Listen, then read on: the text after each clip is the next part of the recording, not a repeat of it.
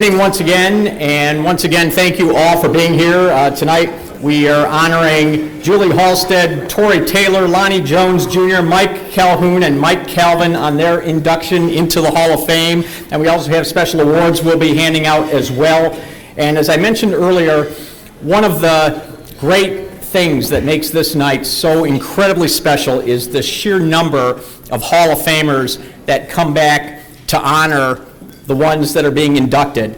It really is something special, and so every year we like to honor those Hall of Famers that have come to honor us with their presence in the evening. So we do this chronologically, and from the class of 1967, we have Anita Caniline. How are you, Anita? It is so good to see you. I see you over there. And then we jump all the way to the class of 1979 with Tom Mckay being here. And from the class of 1992, Leona Obachowski, and I have to tell you, if you don't know Leona, she drives down from up north every year to be here for this. This is her only reason for coming downstate, so thank you for being here, Leona. From the class of 1997, she drills my bowling balls, Alita Sill. From the class of 1999, Cheryl Stipkak. And, Cheryl and Tony, or Anthony, her husband, they are only the third couple inducted into the Hall of Fame here. Douglas Evans is here from the class of 2002, as is Harry Sullins and Ed Wright. That was a good class. And then from the class of 2003, Mark Martin, our association director, is here, of course. Then from class of 2004, Gene Gebbia is here. And the class of 2005 represented by Janet Dimmer. Class of 2007 is represented by Virginia Austin. Class of 2008, Libby Fletcher is here. And the class of 2009, Betty Trimper. And from the class of 2010, Paul Stewart is here. Notice we have one representative, at least one representative for most years. That's, again, this is just remarkable. From the class of 2011, Roy Biggs is here.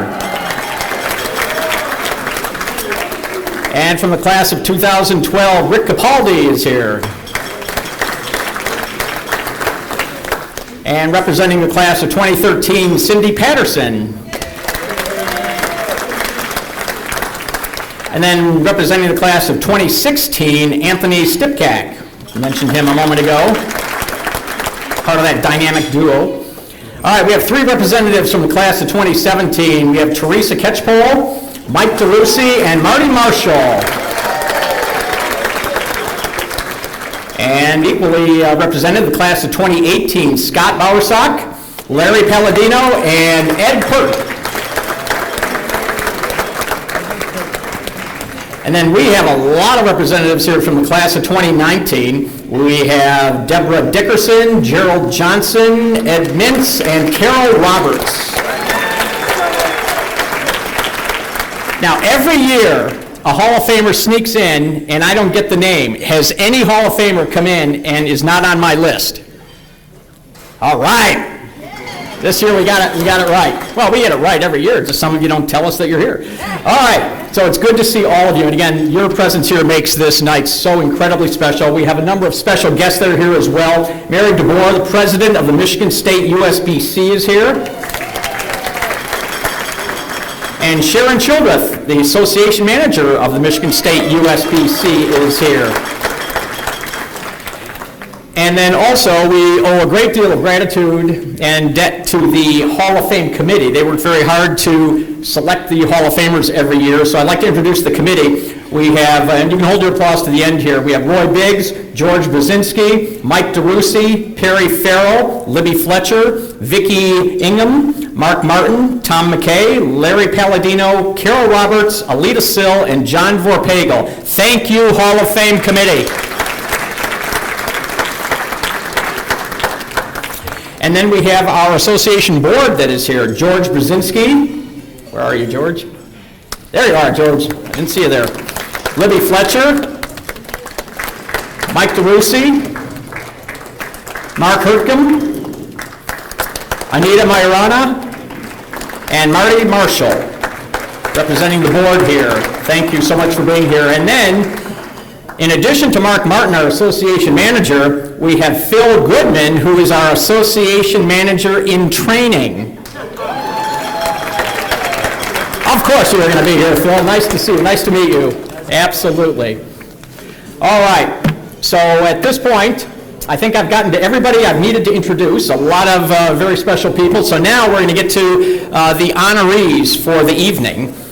And our first inductee into the Metro Detroit Bowling Hall of Fame is Julie Halstead, and we have a video that we would like to play in Julie's honor.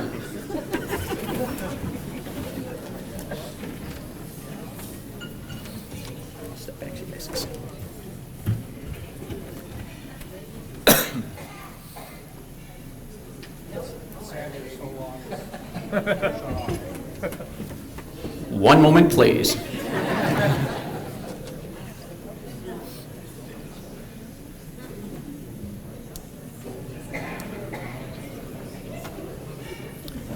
The videos are ready. It's just the technical aspect of getting it on. Here we go. Yep.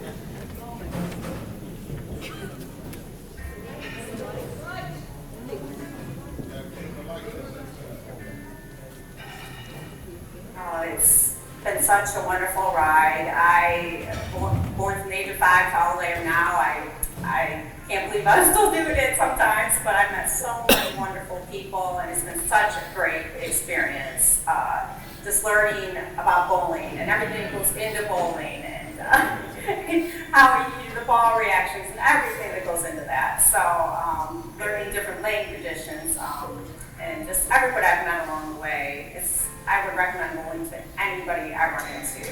You really do develop a family when you bowl. It's just so great.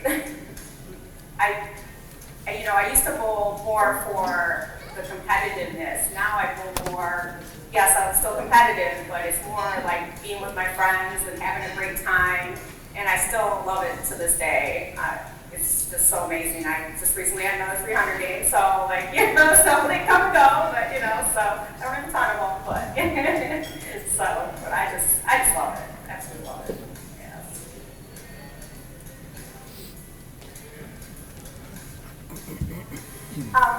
Farmington Lanes in Farmington Hills, which is no longer there. It's a really small house. So when I was 5, I started. So just my dad, he was my coach growing up. He was my biggest supporter, biggest fan. He got me in every tournament to make sure I got involved in everything, and I wouldn't be sitting here without his support and help. He's just been amazing. So when my dad got me involved with Sunday Classic, which was a travel league, I started that when I was 13, I believe. I think I learned the true meaning of bowling and learning how to develop my game and bowling as a team, and learning what it meant to be bowl as a team. And you got to bowl in all these different houses, so that really helped develop my game. So I'd say that's when I really started to enjoy it. Met wonderful people along the way. So many wonderful people.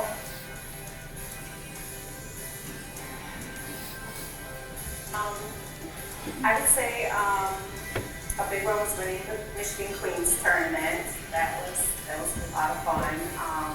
And also when I bowled with the All-Star Bowlerettes, we set the record for our first female team to shoot 3,600 actual.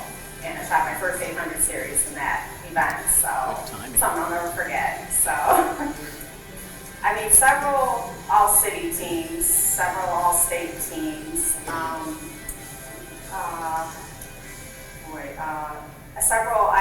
MJMA, I bowled in the Michigan Junior Masters Association. It took me a while to win a title there, but once I won 6 in a row, or 6 in the same year. So that was I got going, and I'd say that's a lot of it was that, yeah. So.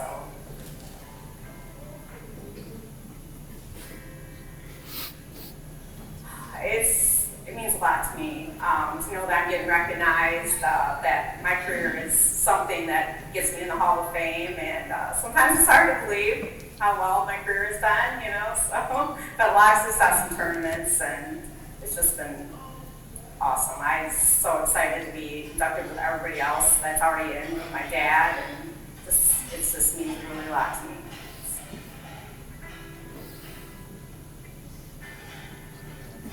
Well, still doing my leagues and any tournaments I can bowl in. I still love to compete. I try to bowl as much as I can when I can, and I'm going to keep doing it until hopefully forever. So hopefully, yes, something everybody can do.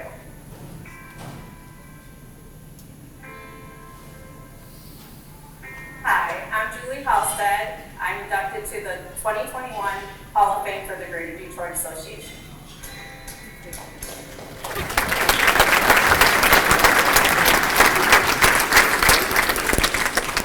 Your first 800 series at the Queens? No, in the 3600, in the team. In the team, right. Yeah. But I mean, good timing. Yeah, in keeping with time-honored cherished tradition here, every inductee has a presenter who will formally induct that person, and we are going to invite our good friend Ed Wright to do the honors. Oh, it's a good friend of mine. I don't know. Who questioned that?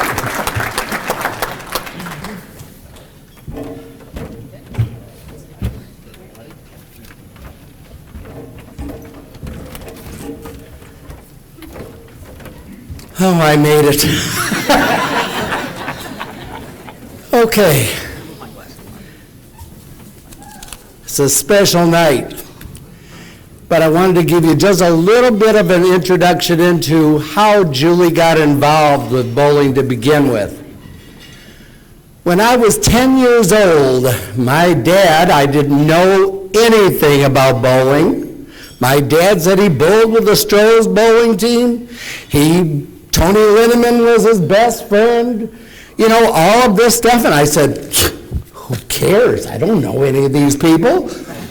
Anyway, and my dad said, oh, by the way, we're moving. We lived at Dexter and the Boulevard. He went to Northwestern High School. We go out to the suburbs. I said, fine and dandy. He said, oh, by the way, you're going to bowl. I said, I am? He said, yes. Now, I'm left-handed. My dad said, you're going to bowl right-handed because nobody bowls left-handed. So my first game was a 51. I was so excited. I can do a little bit better now. Anyway, Julie became 5 years old. Farmington Lanes, Fred Hamlin. He owned a house. I was told where I was at, nobody bowls, no kids bowl here. You have to go to Farmington Lanes. So I went over there and I gave Julie a bowling ball. At that time, there were no 6-pound balls. Everything was 8 pounds or heavier. Gave her an 8-pound ball, said, put your 2 middle fingers and your thumb in the ball. She immediately used her left hand. I said, yay. You get to be left-handed. It was a real thrill to watch her grow up, and she just gelled. She gelled. It was just so automatic, so easy for her, and so much easier for her than it was for me. But I want you to know on the way, we met a lot of neat people. Fred Hamlin, like I said, at Farmington Lanes. Then we went to Sunday Youth Classic. You saw it on the film that she said that was her, it was a scratch league. Her name was Dorothy D. Hogue. And she said, Ed, I can't do it anymore. So I just did it for the next 25 years. It's a scratch league. And I have so many friends from that league. During that time, all of a sudden, MJMA came into play. Dan Ottman, God bless his soul, he just really, really loved youth bowling and how good he was at it. And then I didn't know anything about this. And I was just talking to a good friend of mine here. TNBA. I said, what's the TNBA? They said it's an African American group of youth bowlers and African American adults. And I said, Sugar Thomas. Anyone know Sugar? Yeah. Nanetta Thomas? She was the one that got a hold of me. Her daughter Novella was in the league. And she said, you know what? Why don't you get involved with the TNBA? I started going all over the United States with them. And Julie bowled in all of them. In her senior year of high school, TNBA announced her to be the star of tomorrow for the TNBA. What a thrill. What a thrill all of this has been. And finally, but not least, other than myself and my wife, Roger and Sharon Shildroth, they made a whole big difference in all of our lives. But I want you to know, Julie, I love you. Your mom loves you. Your brother loves you. We love your talent, your skill, your bowling. I love you. Congratulations. Congratulations to everyone being inducted tonight.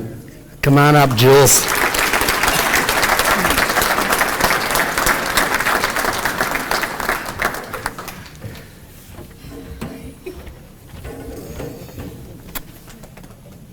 Thank you. There he goes. Those your notes? Did you look at them? Sort of. Okay. All right. Oh, can I, not sure how I follow that. That was amazing. Thank you, Dad. I'd like to thank the Metro Detroit USBC for this incredible honor, and I'd also like to congratulate my fellow inductees. Bowling has been such a huge part of my life since I was 5, as we know, we heard. I would like to especially thank my dad for getting me involved in bowling, being my coach, my mentor, and for always going with me to tournaments, even though he was coaching and running SYC at the time. He's my biggest cheerleader and helped me make me the bowler I am today. I would not be up here today without him. Speaking of SYC, I have a kind of a funny story. I'll never forget when my dad was first telling me about this league that he wanted me to bowl in. He told me what a great opportunity it would be to bowl in different houses and really develop my game. Then he said, there's just this one thing. And I'm like, well, what? And he's like, you have to wear a skirt to bowl. And I was like, okay, that was almost a deal breaker, being a tomboy. But of course, I gave it a try and ended up being one of the best experiences of my life. I learned so much from bowling in SYC, MJMA, and then when I moved to adult leagues, the All-Star Bowlerettes. I had my first 300 game in the All-Stars, and as we know, my first 800 series, when we shot the record for 3,600, first 5-woman team. My teammates were included Hall of Famer Cindy Patterson, Lisa Bishop, and Carmen Allen. That was great.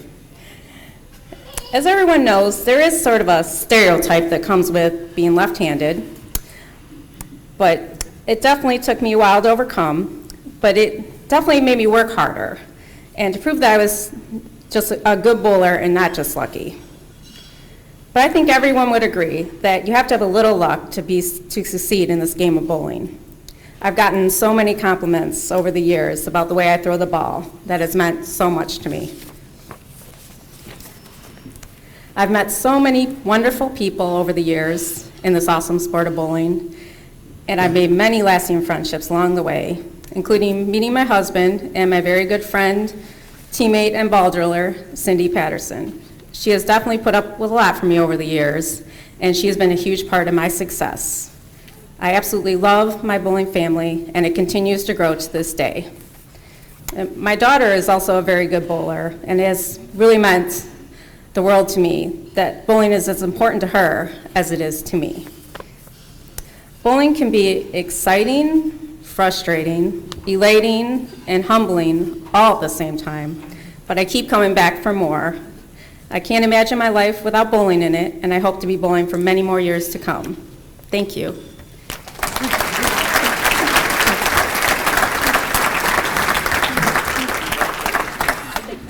Until the induction speech that this is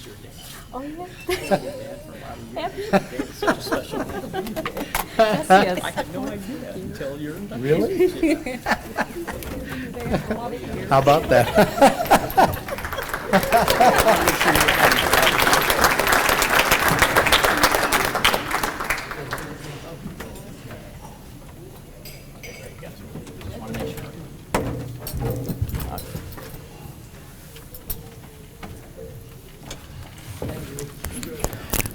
Well, thank you, Ed, and congratulations once again, Julie. Our next inductee is Tori Taylor, and we have a little video that we're going to see, and then we will formally induct Tori into the Hall of Fame.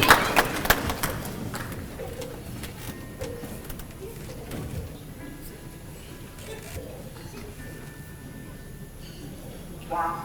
It's like everything from a bowling standpoint. It's what you work hard for. It equals, this is what it all was for. Me missing family events, me missing, traveling. I used to work in Hermosillo, Mexico. I'd take a flight and I'd come back to bowl. I worked in Kansas City. I worked in Louisville, all over, and I would always fly back just to come to, back to bowl. And so this award, when I think about the thousands of people, the thousands of bowlers that bowl in the Metro Detroit area, and to be a part of 280 something bowlers, it's a league club, it means everything to me. Looking back over 23, 25 years, it's important to me to have a goal. And in everything that I do, I try to set my, sights on a goal. And once I really got into bowling, I had a goal in mind. And at the end of the day, it didn't matter about the sacrifices that were made. It was about getting to the, to this point. So I'm very humble for the experience. It's mind-boggling for me, sometimes, especially again, to understand what this Hall of Fame means to me and so many more that are coming behind me.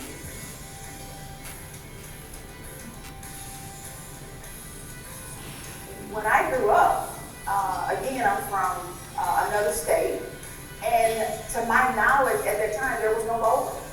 So when I moved to Michigan, I met a couple of people. They were like, let's go, let's hang out, let's start bowling. And we went just to casual, it was a casual bowling. And from there, the one lady who I was just casually bowling with, she introduced me to Mckay Award. And that's when, and I sat back for almost 2 to 3 years, and I watched Mckay Award, I watched Edwin Kirk, I watched Gerald Johnson, I watched so many bowlers, Novella Daniels, Tamika Glenn. I watched a lot. George Bohagan, I just keep coming up with these names, but I watched a lot. And from there, I grew this passion that I really wanted to put everything into this game and try to be the best that I could be.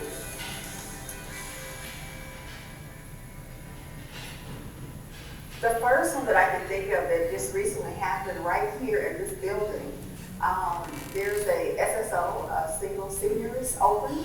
It's a doubles tournament, and I entered the tournament with another female, Stacey Timmer. And there were about 100 other guys here. It was 2 ladies couples, and she and I actually won that tournament. And it was one of the probably best tournaments in my lifetime. And once I started bowling in the city and the state, I think winning the Senior Queens back-to-back was my greatest accomplishment. And also being captain of the ladies team, both the ladies team and the senior team, unbelievable feeling. And what a great accomplishment it was for me.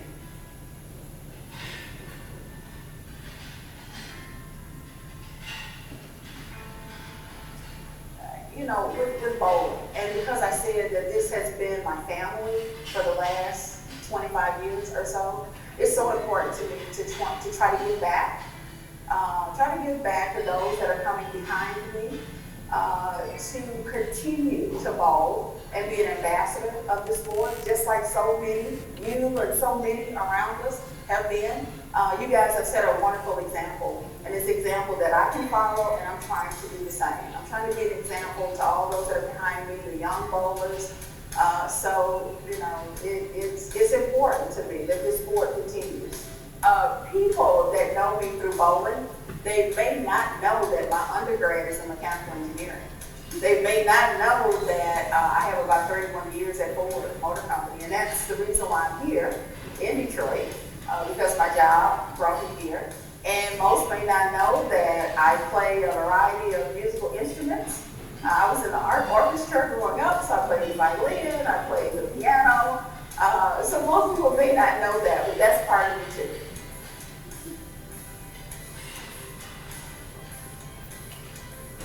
Hi, I'm Tori Taylor, 2021 Detroit Bowling Hall of Fame.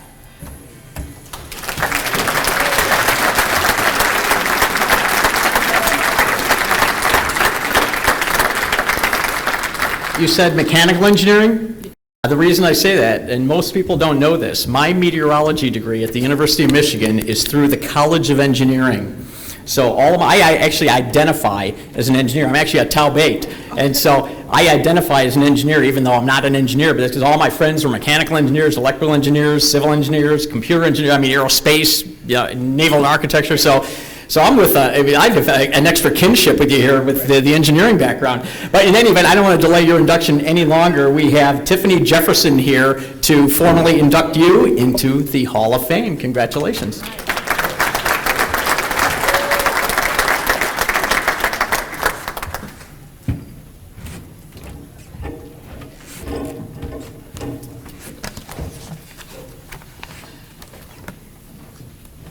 Thank you, and good evening, ladies and gentlemen.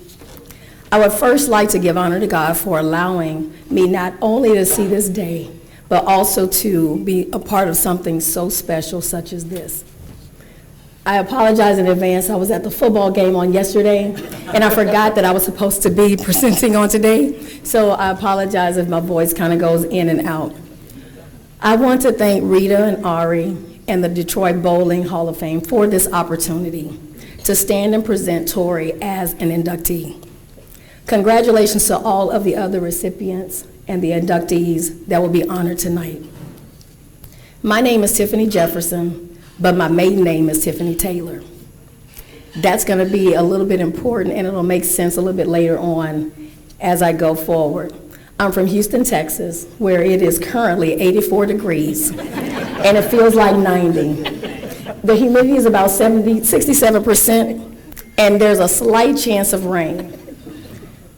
Detroit, we have shared weather, but I would really love for you to take your weather back. So we have endured the ice storms during crazy times, and now we are experiencing Houston weather with the rain here. I've had the privilege of bowling with Tori for the past 5 years. I don't have the childhood stories, I don't have the youth bowling stories or anything like that, but we do share the bad bowling in the beginning experience because I think we both were like 130 plus average bowlers, and I say the plus so that it doesn't really seem as bad as it really was. So based off of her accomplishments, I knew that this day would come. I just didn't realize the date and the time. So when Tori gave me the information, I was so excited. And I became worried all at the same time because I didn't know if I was going to really be here to be able to support Tori on this day. Divine intervention to me is defined as a miracle or act of God that causes something good to happen or it stops something bad from happening. Who would have known that my son, who actually plays for Northwestern, would have a game on this weekend here in Ann Arbor? Yes, Michigan won the game, but who would have known that the ceremony actually would have been on a Sunday where I could attend? Oh, how I thank God for working that out because I would not have known just how much it would have bothered me if I would have missed today's date. So where did it begin for me? Like I said, I've only known Tori for 5 years, but it literally seems like my whole entire lifetime. So it started Friday. It was June 10th, 2016. That's the date to be exact. I actually met Tori. I was actively bowling a mixed doubles tournament, and I was given the news that one of my teammates missed their flight. They were unable to fulfill their teammate duties. It really put us in a bind because where were we going to find someone to fill a spot in such a short period of time who would fit with our team's chemistry and had that dog mentality to win? Where were we going to find that? I'm glad I asked that question to myself because it had me in search for that person from the very moment I was actually given that terrible news. I remember being on a set of lanes to the immediate right of what I called a striking machine. I was like, who is that? Where did she come from? And better yet, let me find out what her name is. I would see this person go through her predictable routine, approaching the lane, setting her feet, delivering the ball, and then walking back with this subtle smiling confidence. Now, it really wasn't arrogance or cockiness, but it was kind of like, yeah, I know you saw what I just did. So they were approximately about 3 frames ahead of our pair because we had a breakdown. And I remember telling myself, she better not open because I'm gonna run her down.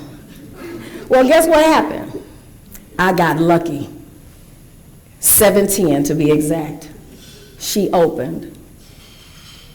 And I was fortunate enough to come out on the winning end. Now, I say that because she had no idea that I was actually competing with her because my doubles partner at the time informed me that I had her in majority of my brackets. After the game was over, I asked her, "What is your name?" And she said, "Tori Taylor." And I said, well, wow, that's such a coincidence because my brother's name is Tori Taylor, hence my maiden name. But my brother spells it without the A. I told her, good game. We finished our remaining mixed double squads, and that was it. But still in search, trying to find that person to help us fill our ladies' team, which was supposed to be on that Sunday. So the next day, I chose to do something that was very out of the ordinary by sending a Facebook message. I didn't even know how to work Facebook. I'm not a social media person, but I took the liberty of sending a message not knowing that she was going to respond. It was 1:35 in the afternoon. I still have that very text message to this day. And that text message read, "Hey lady, this is Tiffany Jefferson from the Bowling Center on yesterday. Would you please give me a call?" And I gave my number. I wanted to see if you were interested in subbing on our ladies team on Sunday, only if you can make it and it's not a coincidence, it's not an inconvenience. There was a lady named, and we won't name the name, but she was unable to bowl, not the one that missed the flight, but the one that was supposed to sub. There was some level of conflict where she wasn't able to go, and I asked her if she didn't mind helping us out. Now, when I went back and I read the text message, the helping us out, I didn't realize that I was actually showing vulnerability. And at that time, the care and concern, it would never be forgotten because she was really concerned that our ladies team probably would not be able to compete. So the very first thing she said, "Let me check with my family and make sure that there's not a conflict." She returned my phone call a little bit later that day and she said, "Absolutely." We confirmed our ladies team, and then later I admitted to her that I strategically went through her Facebook page. And I said, prior to the phone call, because I wanted to make sure that the work that I do, being a lieutenant with the Houston Police Department, I wanted to make sure that the person that I was asking to join our team was someone that I really needed to be around and was not controversial. I never saw reckless behavior. I admired her love and support for her family. I saw the company that she worked for, which was Ford, and her title. Again, divine intervention, no coincidence. My son is also a mechanical engineer. My husband is an electrical engineer and also a lieutenant with the Houston Police Department. My son was a competitor to Ford. He worked at Honda. So what she did from the very first moment that she knew that my son had the title and worked for a car company, she immediately encouraged him to call her for advice, mentorship, and she always kept the door open for conversation that he needed while he was away from his family. Divine intervention. Her family was from Louisiana, and she had family in Texas. Some of the people's names that she would mention had me perplexed and wondering, because every name that came out of her mouth was my family names. We did that back and forth, and I immediately got off the phone with her and I asked my dad, I said, hey Dad, does Uncle Ed have any extra children that we don't know about? Because this is just too coincidental. Now, I know he had some other siblings, some other children, but I didn't know where they were. And every name that came out of Tori's mouth was the exact same relatives' names that were in my family. I knew I met one. I felt it wasn't a coincidence, and I was convinced from that day forward that Tori was my family. Hence the term Cuzzo. So if you ever hear me say Cuzzo, cousin, Breezy, I call her Breezy because she's one of the coolest people I know. So I call her Breezy, so she has a couple of nicknames.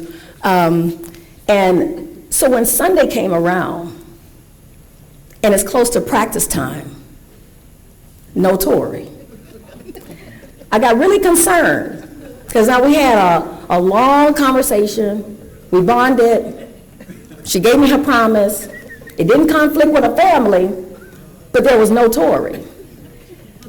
I called her and she immediately reassured me that she would be there in time for the start. So I was like, the start? You sure you don't want to get any practice balls?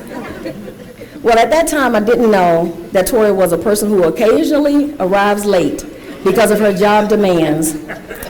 She misses practice, and she still has the ability to come in and deliver on the lanes. So fast forward, in 2017, Grand Rapids, Michigan, and then in 2019, in Addison, Illinois, I had the pleasure of winning on our team a national title, bowling title, not one time but 2 times in the first 3 years of me meeting her. So her accomplishments are more than some people will ever see in their lifetime, but her genuineness and love for people is very hard to explain in words. But for those of you that know Tori, know exactly what I'm talking about. Her smile and laugh is contagious, and she is one of the most competitive, friendliest people on earth who actually loves to see others succeed as well. Now, Tori is the champion in skee ball, but I am the champion in ice hockey. She's one of my favorite people, she's one of my favorite bowlers, and I am so proud to call her my Cuzzo. Thank you for always being so supportive of me and my family, and I wish you more success in the days and the years to come. Thank you for introducing me to some of the wonderful friends that I now call my friends. So ladies and gentlemen, it is my absolute honor and pleasure to present to you the Detroit 2021 Hall of Fame inductee, Tori Taylor.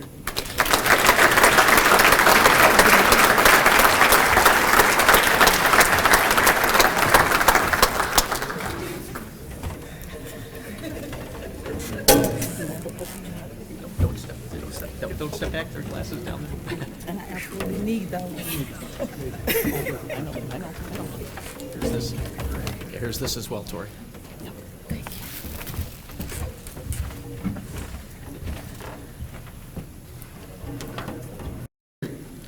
you. Thank you to all of them.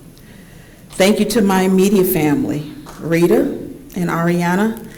The love, the support, the inspiration that they have provided over the last 13 years have simply been amazing. They are my backbone, my heart, and my support system. We push each other daily to be great. They have allowed me to share my time with the bowling community. I have missed soccer games, some volleyball games, some family events, but as I mentioned in the video, I hope that this just helps confirm why and what was it all for. I hope that this validates some of that. So the biggest thank you to Rita and to Ariana. By the way, if you want to talk to an amazing 15-year-old, stop by and talk to Ariana. She is simply the smartest kid that I know. My journey in bowling was somewhat different, and although I did not have the privilege of bowling as a kid, youth or young adult, it was important to me to try to understand the game. I was introduced to bowling by my friend Alexis Emerson, and we joined a small league at Cherry Hill, which was tons of fun, where I averaged 132, that I think Tiffany kind of alluded to. I was introduced to who at the time I had no idea was one of the most accomplished female bowlers in the Metro Detroit area, and that was Mckee Webb. Mckee told me with lots of practice, praying, she could take me from a 132 to a 190 within a few years. Within one season, I went from 132 to 170, and the next year, 170, 190.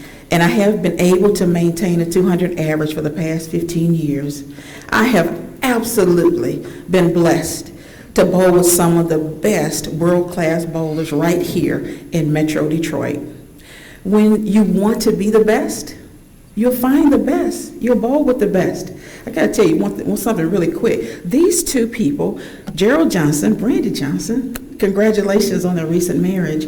I have the unbelievable opportunity to bowl with them every single week.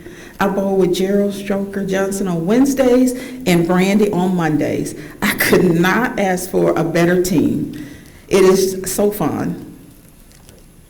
Today, I also honor the legendary black bowlers of the past, of whom shoulders we stand on today. Without their sacrifice and their commitment to the game, this day would not have been possible. So to the Detroit Black Bowlers Hall of Fame and legendary stars like Bobby Williams, Bill Rotman, John Barnhill, Maurice Kilgore, Lafayette Allen, Boley Brown, Yvonne Barnes, and so many others, I thank them for their sacrifices that they made in opening up the door so that we all could experience a day like this. My mother, as Christie alluded, my mother is from Louisiana and she's there. She has never seen me bowl. But I'd like to thank her for giving me the tools to help me succeed in bowling and in life. So I thank her for showing and displaying the 9 fruitages of God's Holy Spirit. And that is love, joy, peace, patience, kindness, goodness, faith, mildness, and self-control. I cannot express how important those gifts have meant to me and all those that are close to me. As I wrap up, I would like to leave you with a few of my own personal affirmations. Put God first in everything you do. Thank God for grace. Thank Him for mercy, understanding, wisdom. Thank God for parents. We thank Him for humility, peace, and prosperity. Always thank God in advance for what is already yours. Be humble. Take nothing in life for granted. Always dream big. Always keep good people around you. Surround yourself with people that are smarter than you. You will always learn. Reach back. Reach back. Pull someone up. Each one, teach one. Enjoy God's many blessings and test in life. Thank you so very much.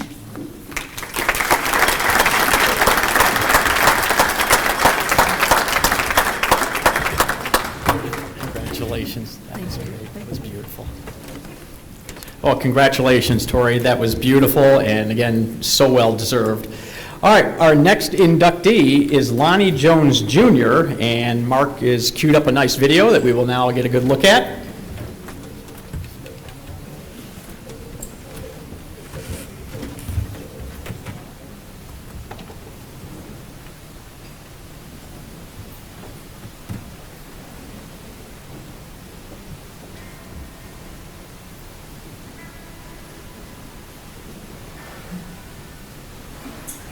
Bowling has taught me a lot. It teaches you how to make adjustments, not only on the lanes, but in life. Also how to take what you get.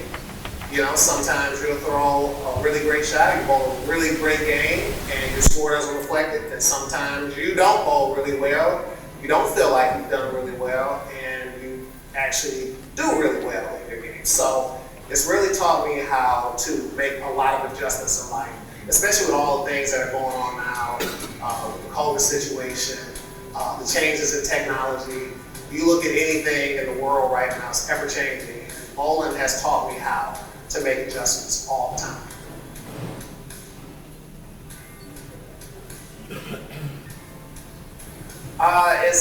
It's kind of an unexplainable feeling to think about all the great bowlers that have bowled in Metro Detroit, and then to be thought of as one of those top bowlers in the history of Metro Detroit. I know the history and, you know, how many talented bowlers have come, you know, through this region, how many have went on national tour and won many titles. You know, we still currently have 5 or 6 out there that are doing really, really well. And then you have, you know, some that are coming up that will be, you know, title holders at some point. You know, I don't even know how many bowlers have eagles as well, you know, and this is the toughest area for bowling in the world. And, you know, to be part of that elite club is something very special.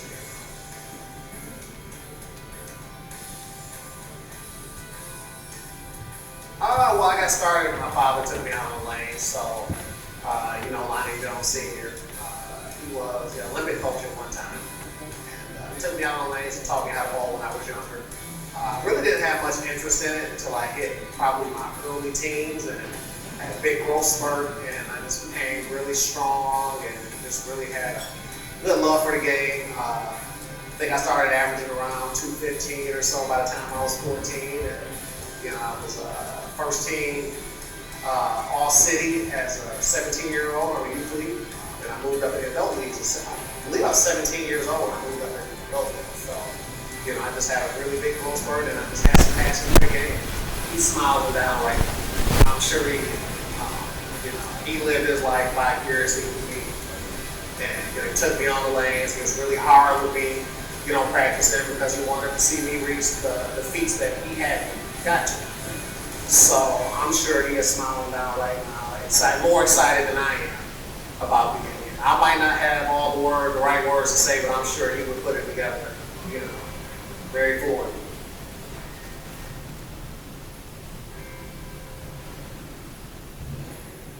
My best memory will probably be winning the collegiate title at Saginaw Valley. That team was very close. We were all freshmen except for one player, Jason Lewis. We just had a really good time. Like, that was just the most fun I've ever had bowling. Times are a little different now, but that was just really the best time I've had in a team setting, you know, because you do a lot of things individually in bowling. You know, most tournaments are individual, but for a competitive team bowling, you know, that was kind of the best that I've been around at that time, and that definitely was my biggest memory winning the national title.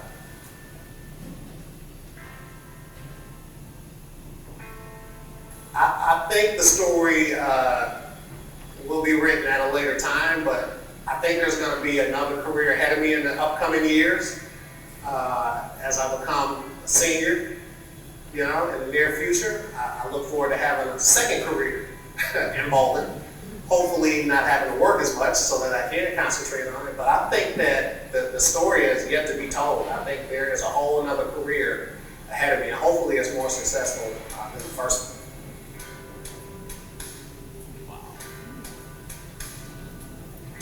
I'm Lonnie Jones, 2021 Detroit Hall of Famer.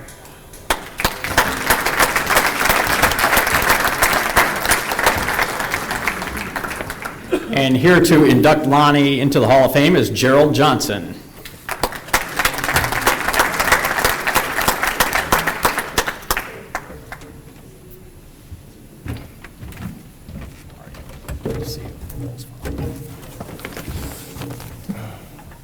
Good evening, everyone.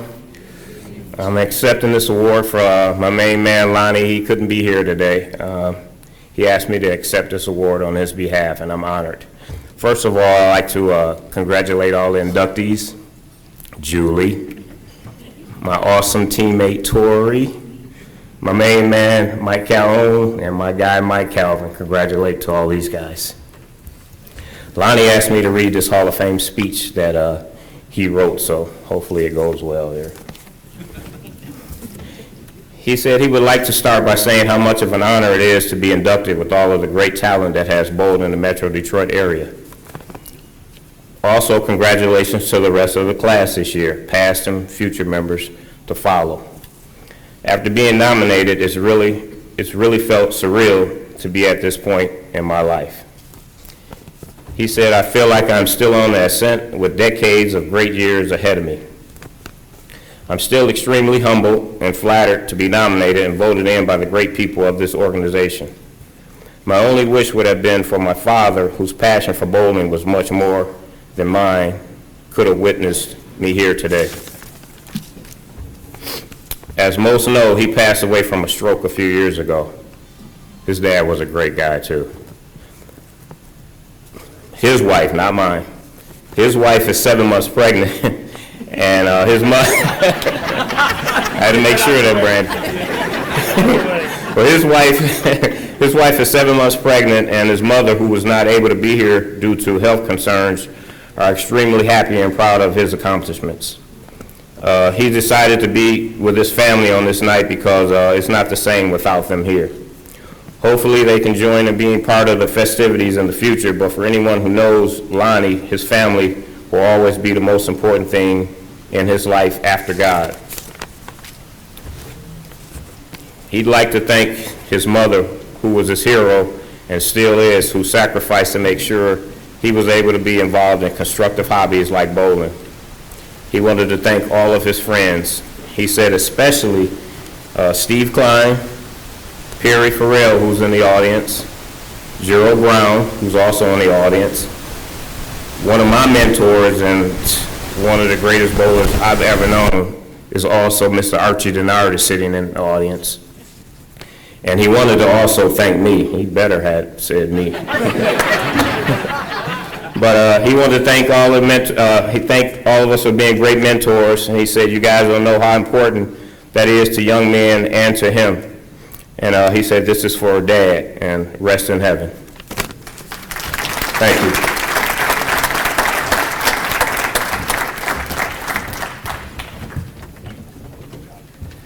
Nicely done, Gerald. Thank you. Thank you for being here to do that.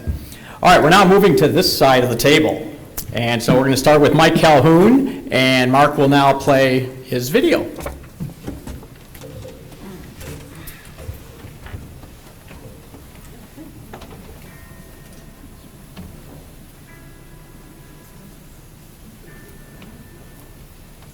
Bowling is a way of life.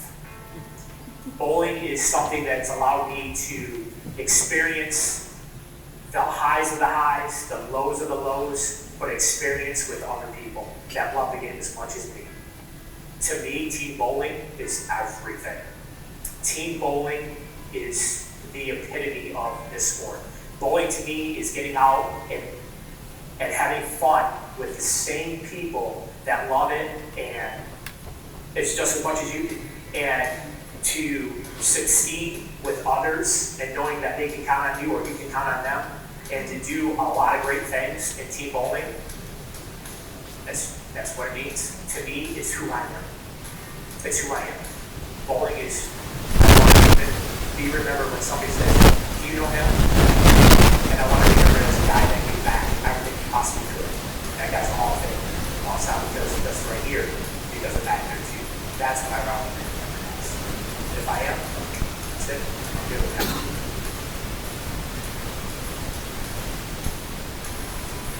I got started actually here, Thunderbolt, 8 years old. My dad took me and fell in love with the game, very young age. Just started bowling. I wanted to bowl every day I could. They were bugging my dad, coming home from school, bugging my dad, like, hey, can we go bowling? Can we go bowling? Can we go bowling? And he never said no. Probably right around, when I was 10 or 11, coming in here watching All-Stars. I wanted to be them guys. You know, I remember my dad said, hey, we're going to go bowling. And we didn't go bowling because there was everywhere had leagues, everywhere had leagues. So he was like, oh, we were going down to Allen Park Lanes, which is no longer there. So he's like, oh, just drive down the street and see if Thunderbolt has it. And we walked in and that was it. I just remember them guys, man, so sharp dressed, the Stroh's team, just all them teams, just Tucker's Wheels, just all those teams and just looking at the guys going, wow, like, I want to be there, guys. 10 years old, I remember they used to have stands up there, and I remember sitting in the stands watching All-Stars and going, and how they dressed and how sharp they were and how just etiquette. If I could speak to that 10-year-old boy, and that 10-year-old boy talk to like Harry Campbell and all the greats, just tell them thank you. Like, I don't think they realize how much impact they have just by sitting up in the stands and how they conducted themselves. I wanted to be there, guys. I didn't watch them bowling every Saturday on TV. I wanted to be there, guys. So the single greatest accomplishment for me is probably, like I said, being here. Being honored by your peers is one of the most humbling and gratifying thing I could ever ask for. And being in this Hall of Fame, this is the best. We're the best. To me, Michigan is the best. And to know who's in the Hall of Fame, to meet and bowl with some of them guys, and to be an inductee, there's no greater honor. There's no greater honor in the game that I feel.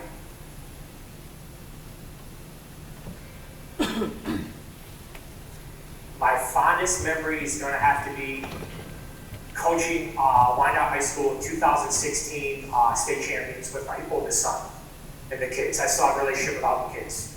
That to me is going to be my fondest memory of this game. I like the team aspect, and I really like giving back to the game that's given me so much. So I'm like that. I mean, athletes are great. Singularity athletes are great. They're great. But to me, I think the biggest accomplishment you could ever have is to see someone say, hey, that guy gave everything he could back to the game that gave him so much. Mentor, coach, that's how I want to be remembered.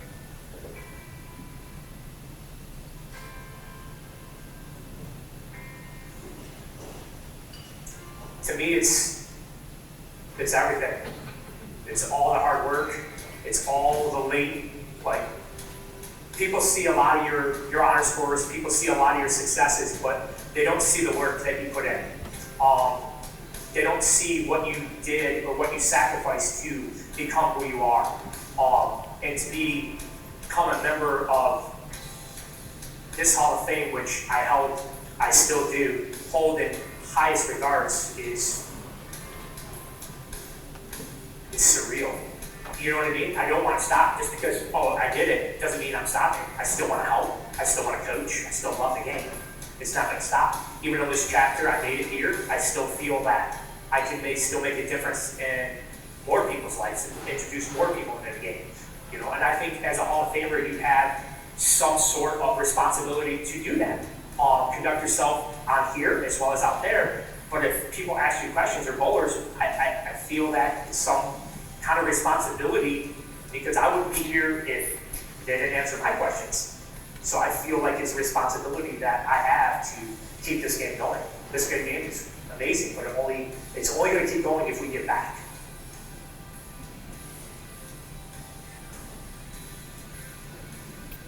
Hi, I'm Michael Calhoun, 2021, member of the Detroit Bowling Hall of Fame.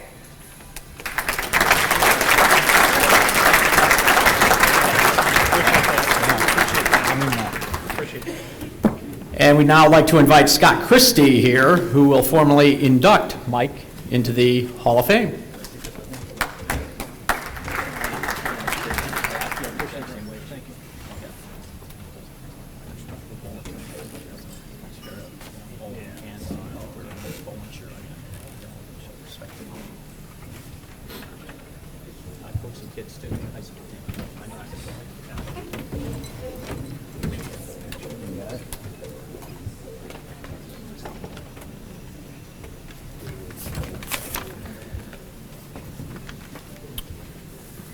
Well, this is the ultimate sign of age. I'm not trying to be like Mike and look like Mike, but as you get older, we can't see as well. So I'm going to try to follow this amazing group that spoke before me. And first, I just want to thank Mike and his family for allowing me this opportunity. You have a lot of people in this industry, in this world that you've impacted, and to be able to do this and speak to you and induct you, it's truly an honor. Secondly, I'd like to congratulate everybody here that's being inducted in the Hall of Fame. I've had the privilege to bowl with most of you, if not all of you, and you know, somewhere down the road, hopefully we can join you. But your accomplishments are amazing, and you know, some of those accomplishments probably were against me. So again, thank you for that. That's one thing in this with this group of people. You learn to win with honor and lose with honor, and it's okay to lose to these folks up here because they're the best of the best. So Mike and I's journey, it started when we were around 8 years old. We're both born in August, and I'm a year older, and yeah, in a year and a week, and I know you guys, that doesn't look, you probably can't tell that, but yeah, I'm a year older. And our friendship goes way back to Thunderbolt Lanes, and we both participated in the Allen Park Junior Classic. My mom and dad that are here in the audience with us, Dave and Judy, they were the directors of that league. They took it over from Mr. Dannenberger. And you know, 20 years later, Mckee and myself and a lot of you bowlers came through that structure. And you talk about enjoying the game and being part of the game, and you know, there was no speaking during announcements. There was no stepping over foul lines when you threw a bad shot. You conducted yourselves with the highest integrity, and that continued into SYC with Mr. Wright. So it just, that structure that we had, and that's where it really started for us in Allen Park. And we were bowling rats. I mean, you know, we'd never left the bowling alley. I mean, Mike talks about it in his video, but we didn't. We just, I'm sorry, I'm a little taller, so I'm gonna pull this up a little bit. But we just never left the bowling alley, and it continued on to going and working at Thunderbolt Lanes. And I actually trained Mike and was his trainer. We were pin jumpers, lane boys to start, and I can remember getting there early and staying late and having Harry Campbell, Mike mentioned him, one of the sweetest gentlemen ever, would watch us and just critique us and help us. And just continue to give back like Mike talked about, and you know, that love, it continued, and it continued to cherish. And you know, the bowling before, the after, the late, it helped Mike, I think, get to where he's at today. And unknown to us, but that was the beginning of not only a lifelong friendship, but it was the beginning of why we're celebrating tonight. Something we call chasing greatness. Mike, his work ethic speaks for itself. It's no surprise he's had the success he has. I mean, 38 800s, 57 300s. He's been a team city champ. I happen to be on that team with him. We won the Baker doubles together, 2-time bowler of the month in the Travel All-Stars. MD USBC All-Event champ, and recently last year, I think they were sitting towards the top for a long time, but ended up finishing 5th in the USBC National Tournament. I could stand up here all night and talk about his accomplishments, but what I'm most proud of him is his family man, that he's a family man, and his work ethic at home. Proud husband, proud father, brother, son, and now grandpa.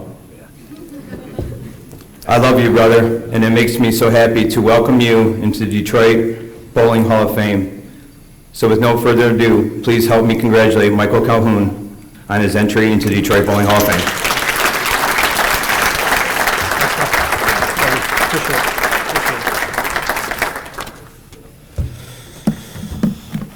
Thank you. I'm pretty, as you can see in the video, I'm pretty passionate about this game. I wear my heart on my sleeve, so just bear with me as I get through my speech, if you will. First and foremost, I want to thank the Hall of Fame committee for this amazing honor, and all of you sitting up here today, you deserve it. Thank you to everybody. You know, when we speak of the Hall of Fame, we tend to honor the inductee, but we all know that to get up here, it takes a village. It takes a great support system. For our journey isn't alone. We have to surround ourselves with the like-minded people that set the same goals and the same faith and value system that you have. You'll succeed through that. You'll grow through that. I want to recognize some people today that I wouldn't be standing up here today without. First is my grandmother. She's not here with us. I wore this yellow shirt. This is her favorite color. Excuse me, I'm sorry. I know she's up there right now saying that's my Mckee. I know she would have been proud. Again, sorry. What a great honor this is. I want to thank some people here that are here with us today. Mr. David Christie, he's my first youth director, like Scott touched on it, for the Allen Park Junior Classic. I tell you what, I would not be here if it wasn't for that league, that man, and his group of adults and coaches that sacrifice their every Saturday for us kids. Mr. Christie, you have set an example for us to grow on and off the lanes. You are a true humanitarian, a role model, and a pillar of your community. I have been blessed to witness this for many years. I just want to say thank you for setting that example for us to be the fathers we are and the men we are today. Thank you, and I love you. And to his son, Scott, I couldn't think of anybody else to give this induction speech. The apple doesn't fall far from the tree. To my brother, one of my best friends, man, did we have some amazing moments on the lanes. And it seems to keep getting better as we get older. Thank you, Lord. Always lacing up with each other, having each other's back, never afraid to take on anything or anyone. Same thing in life. I remember calling each other after every honor score that week, and we would try to match it as a friendly wager. Those were the days, getting those wake-up calls at 1 o'clock in the morning. We've had so many memories over the few decades, you can't just put one at the top. But for me, there are two that stick out. Those will be our very first Can-Am doubles in 2006 at Vision Lanes. We were the first ones to get there, and we were the first ones to get that trophy. It was an amazing day. The second, 2014, City Champs. What an awesome day. And the team championship, it was just awesome. To share an association title with you will always be amazing. It was a culmination of all those road trips, all the late nights, all the hard work and coming together. Those memories are priceless, and I will never forget. We truly live blessed lives. Thank you for everything, brother. I love you. And now to my family. Without their support and love, I definitely wouldn't be anywhere in life. This one's gonna get a little, so bear with me. First to my dad, Robert. You introduced me to the game. You took an overzealous, excited kid every Saturday to league and every tournament. I remember I couldn't wait to get home to watch bowling with you on TV. I couldn't wait to ask when you got home, could I go to league with you? You took the time to read and understand the game and have the patience to teach that to me. You taught me the science aspect and to ask questions. If I didn't know, there was always an answer, or you would find out. You always told me that. Those long hours inside of a bowling alley, all those paid off. You were tough, you are hard, but those are life lessons that taught me to be who I am today. I'll never forget those car rides. I'll never forget those lessons. You knew what to say, and you still do. I can call you to this day, and you know exactly where my game's at and what I need, no matter on the lanes or off the lanes. You gave me the confidence to be me. You understood the process more than I could ever imagine. Your brilliant mind developed me into something I never saw coming, a Hall of Famer. But all I ever did was to make you proud of me, and I hope tonight I just did that. I love you, Dad, and we did it. To my mom, Lisa, who showed me what a strong and fierce person should be, and who told me never to be afraid to reach your dreams, but also never be afraid to put in the hard work to get there. You showed me how to overcome adversity and turn it into success. You were the pillar of strength when I was weak. When I was defeated, you showed me how to overcome that. You are the strongest person I've ever known. Thank you for always being there when I needed you. I love you, Mom.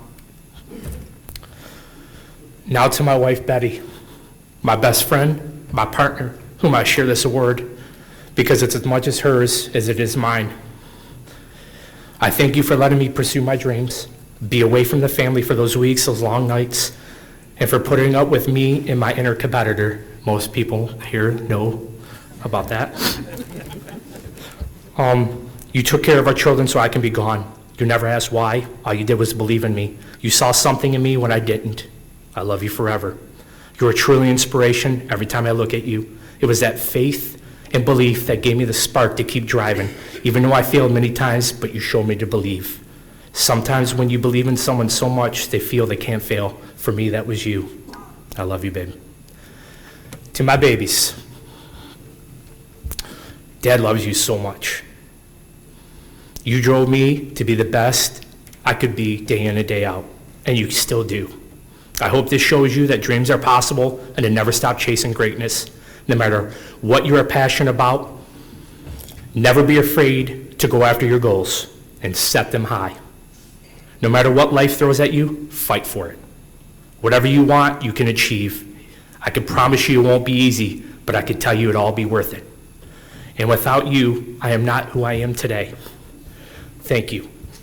All I ever wanted was to be somebody you can look up to, for I can't tell you how proud I am of you three. I'm so blessed to be your dad. Thank you for sharing this award with me. I love you more than you can ever imagine. They say the greatness measure of an accomplishment in a person's life is how they choose to impact another person. I hope I can impact or inspire someone just like so many of you have impacted and inspired me.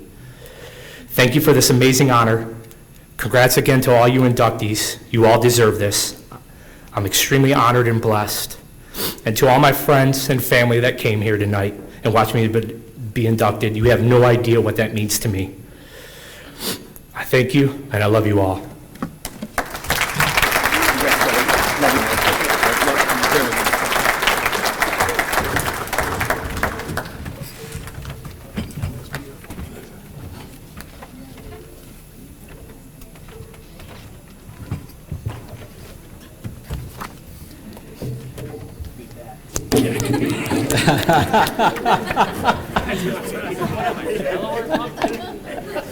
Yeah, thank you, Scott. That was beautiful as well. Thank you. I was grouching, man. No, that was beautiful, man. That was great. All right, we get to our final inductee into the Hall of Fame. Mike Calvin is that inductee, and we are going to start with a video, and then we will have the formal induction.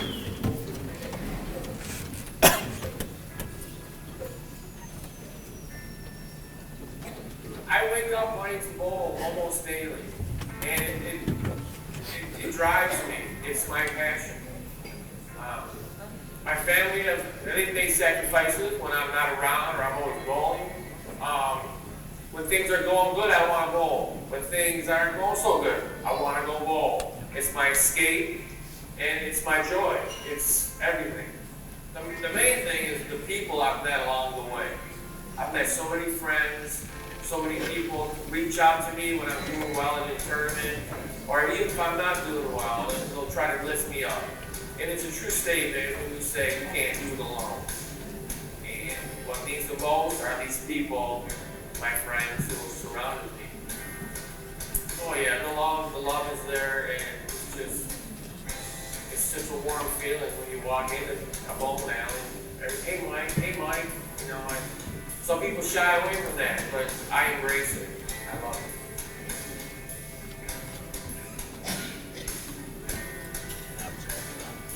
I used to set up Lincoln logs in my bedroom and knock them down with golf balls on a wood floor. The noise drove my mother totally crazy, but I would set them up, rolling, and I would actually, that's where I learned to keep score too. It's probably 6 or 7 years old, and just rolling it and knocking them down. I loved it. Yeah, my parents bowled in the league with my grandparents, and that was over at Lake Shore, and that's where I was introduced to it. I would go bowling. It was kind of an escape for me to get away and to be by myself and just to do something. It was a refuge to some point for me.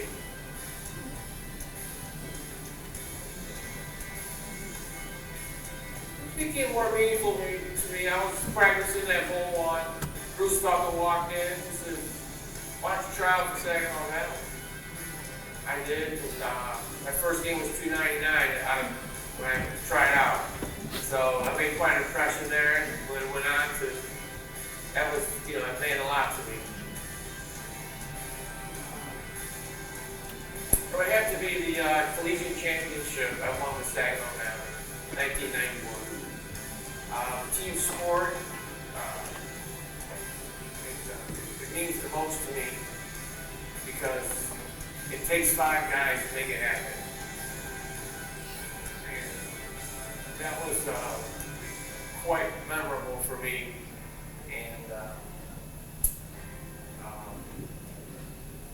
And I'll never forget the guys that I bowled with. We had Doug Wortley, Bruce Falcon, Dave Moorhead, Tony Camadecca, and Rob Shute. We also we shot 13-10 in 1990, first collegiate team to break the 1,300 barrier. Pre-resident. Yeah.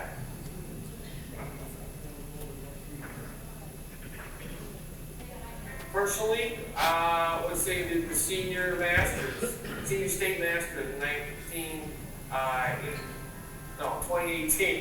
In 2018, yeah, that was quite an accomplishment. Yeah, I recall the final match bowling against Ken Wyatt. He's a great bowler from Detroit. I knew I was in for a tough match, and come out on top was special.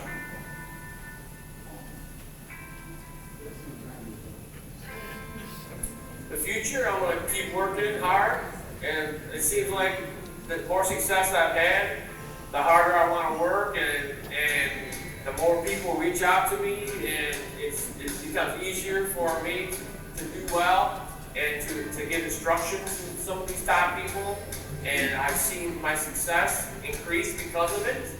So I'm going to go harder than ever. I think I'm good. What do you think? Am I good? Oh yeah, and my wife Michelle now is like the best wife you could ever have. She cleans my bowling balls, and she makes the best chicken chowder you can imagine.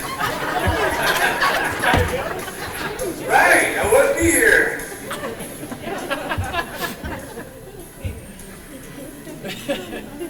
Hi, I'm Mike Calvin, 2021 Detroit Bowling Hall of Fame.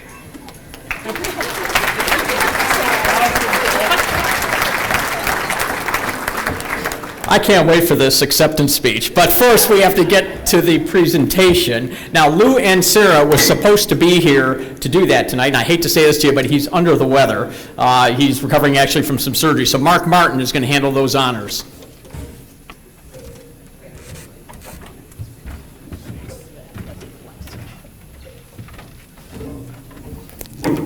Thank you, Paul. As Paul indicated, some of you may know that Lou underwent triple bypass surgery a little over a week ago. I did talk to him a couple times this week. He sounded stronger every time. In fact, he called me tonight during dinner, because this is his church, right? How's the food? And I said, how do you think it is, Lou? I said, it's exactly what you think it is. Great job. Mike called me the other day and said, Lou's not going to be here. Would you do the honor? I said I would be honored to. So Lou kind of wrote up a speech, so I'm going to say it in Lou's words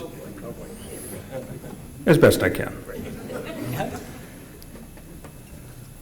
I'd like to first begin by congratulating all of the honorees on your most deserving awards. Many of you I've had the privilege of either bowling with or competing against you, and I will say it's been an honor. I'm supposed to be here with all of you tonight to honor our newest inductee, Mckay Calhoun, into the Detroit Bowling Hall of Fame. Unfortunately, God had other plans for me.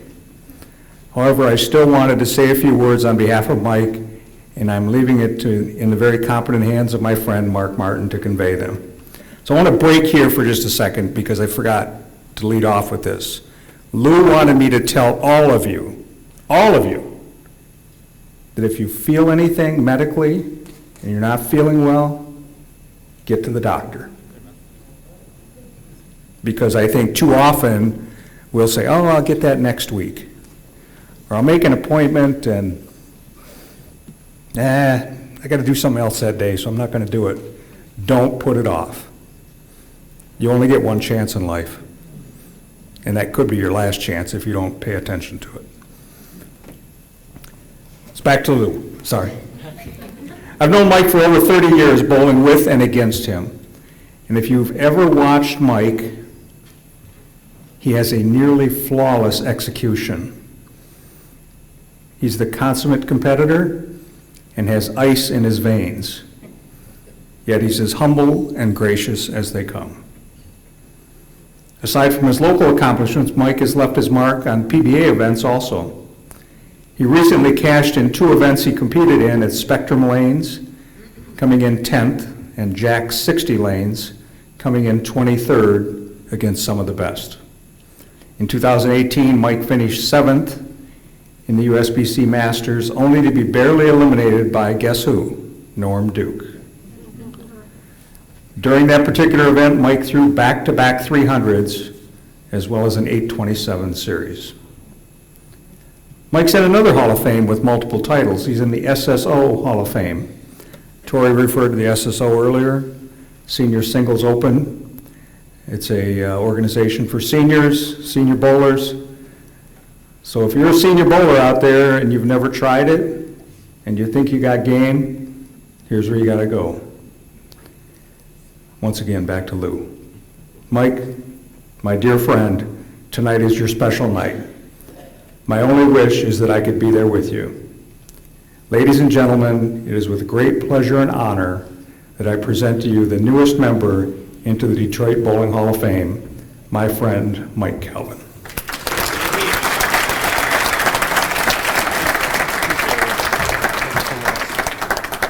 Of course, I forgot to do what I ask all the presenters to do, bring up the awards.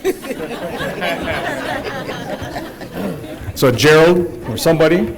Mike is my man, I'll bring it. Okay, thanks, Gerald.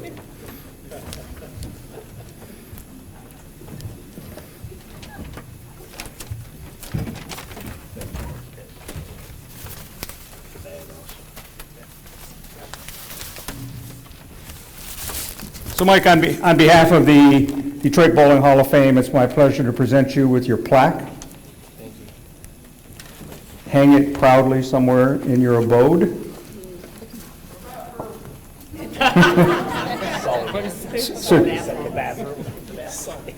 Certificate from the Michigan State USBC of congratulations. Thank you. Your USBC certificate of congratulations. Your Hall of Fame patch. Oh. And that's not to patch up a pair of jeans either. And your Hall of Fame pin, wear it proudly, please, and welcome to the club. Thank you. And a little box or a little bag here, I believe it's from the Michigan State USBC of some goodies. Thank you. And congratulations.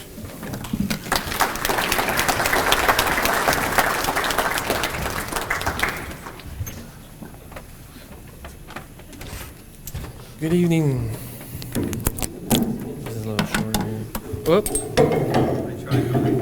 There we go. Check 1, 2. All right. Thank you. Good evening, everyone. It is a great honor for me to be standing here in front of you all. I'm very humbled to be here today. First off, I would like to thank Mark Martin and Lou and Sarah for all their time and effort they give to the sport of bowling. Because it would not be what it is today without them. I think we can all agree. As Mark said, Lou could not be here today, and I wish him a speedy recovery, as I'm sure we all do. Thank you to Ed Ostring for submitting my application for this nomination. I want to thank my family and friends for attending today to share in this special moment with me, and a big congratulations to my fellow inductees. It is a great honor to be here with you and to hear your stories. It fills my heart. And we will forever be connected through this sport. I'd like to give mention to those who share with me their time, knowledge, and friendship. And it's because of them that I am here accepting this award. My first coach was Jeff Suma. He had me place matchbooks on the approach to create the foundation of footwork, which is the base of my game today. Next, there are the late Dan Dorian and co-coach Bernie Gordon. These men were coaches at Saginaw Valley State University. They were tough disciplinarians, and with their teaching methods, Saginaw Valley went on to win its first collegiate national championship in 1991. Being a part of that team is my crowning achievement. Then there's Ronnie Sparks. His knowledge of the game is extraordinary, and he taught me about ball motion and lane strategy. My longtime friend Mark Hamill, who lives in Las Vegas.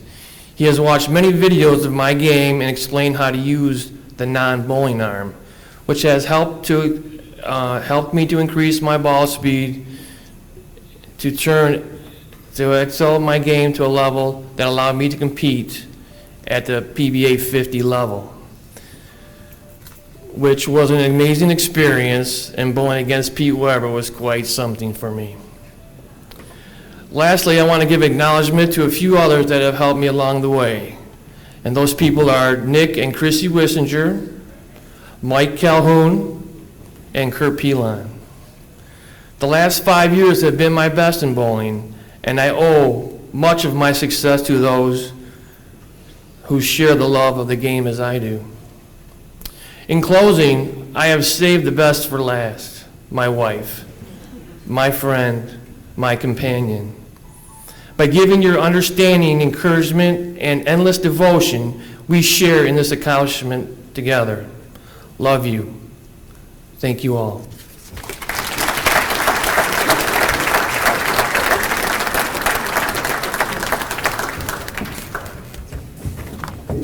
All right, I'm only 5'8", so I've got to, yeah, we've been that way down there.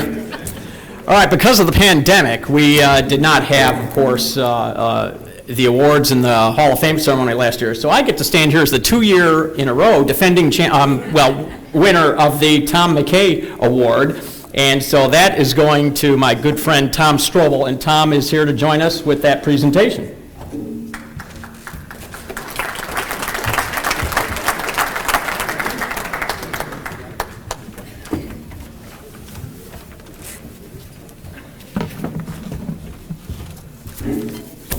Big guys here, I gotta load this down. That's good, thank you. First, I'd like to congratulate all the new inductees. It's a great honor to you and well-deserved, certainly. I bowled in the All-Star Classic for a number of years and bowled with some great bowlers. And when Mike Calvin got in, I bowled with him a couple of years ago in the Eastside Senior Classic. And I went through a list of all the Hall of Famers, and Mike becomes the 23rd former teammate of mine that's in the Hall of Fame. Wow.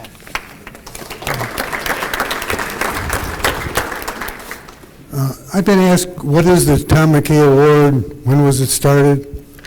I was president of the ABC in 1992-93 season, and at that time, George Pribble made a motion to the committee that we start an annual award that would be given to an individual who has made major contributions to the advancement of bowling in the bowling industry during their lifetime, and he said the award to be named after me. Certainly a great honor to be affiliated with all the great people that have won this award. We got probably 8 or 10 of them are here today. I'd like them all to stand, please. Let's give them a good hand.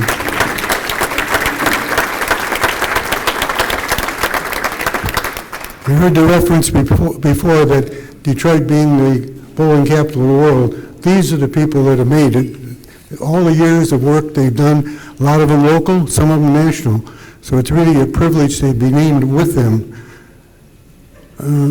This year the award is going to go to Tom Strobel. Now Tom certainly is deserving of this award. He's the proprietor of Thunderbolt Lanes. He's been there since 1997. His whole life has been with bowling, though. His dad bought Ramona Lanes back in the 60s. Since then, he's been affiliated with a number of bowling centers and has worked very hard. Since he got to Thunderbolt Lanes, he's done a lot of outstanding achievements. At the beginning of the season, you have the John Gabby tournament, which pretty much typically starts the bowling season in our area. He not only has that, but the first Saturday after Thanksgiving, they have the Old Timers tournament. Now, the Old Timers tournament is for people that bowl 25 years or more, and they get together. It's a one-day event. There's been 200, 300, 400 people at different times, different years. I might advise the ladies that they're opening up to the ladies this year, so if you feel that you want to bowl with it, it's a great day and a lot of fun. He's also been a good supporter of our charity tournament. We run a tournament every year that raises money for the Kamanos Cancer Institute and the National Bowling Hall of Fame and Museum. I want to have a personal thanks to Jan Dimmer. We sell 50-50 tickets as well as lottery tickets. Come in tonight, and I gave Jan a 100 pack of 100 tickets, and she sold 82 of them. Thanks, Jan.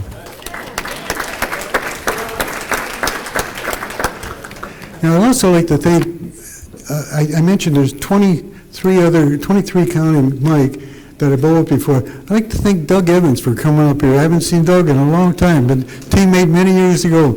He came up here from Florida. As I said earlier, he's very deserving of this award. And Tom, it's my pleasure if you'll please come up to present you with this plaque in appreciation of all your years of contribution.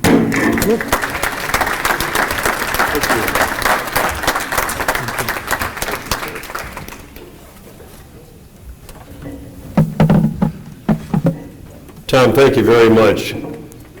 Coming from you, that's a terrific honor, and I really appreciate the consideration of the Hall of Fame Committee. Congratulations to all of the honorees that spoke before me. As you can see from some of the statistics that were in the brochure, it's better that I be a proprietor than someone that tries to get an award for bowling. Yeah, well, I don't have 3300s and 3800s. But the bowling in the Strobel family goes back to 1942. And my father built Ramona Lanes with the proceeds from a paper route. And he came from humble beginnings that I'll tell you about. But my dad bought a car from his paper route, and he had runners, and he had this giant paper route. They were throwing papers up on the various porches, and with that money, he built Ramona Lanes, which is at 6 Mile and Gratiot on the east side. So my dad has 3 children, and lo and behold, in 1945, he gets called in the service. Out he goes to Fort Sill, Oklahoma, and my grandfather, Jake, who came from a German community in Romania as a barber. And so he's cutting hair down in the Broadway market, And my father says, Dad, you're going to have to take this over with my mother. And they ran it, and when my dad came back from the service, he never went back in the bowling business, and my grandfather never left.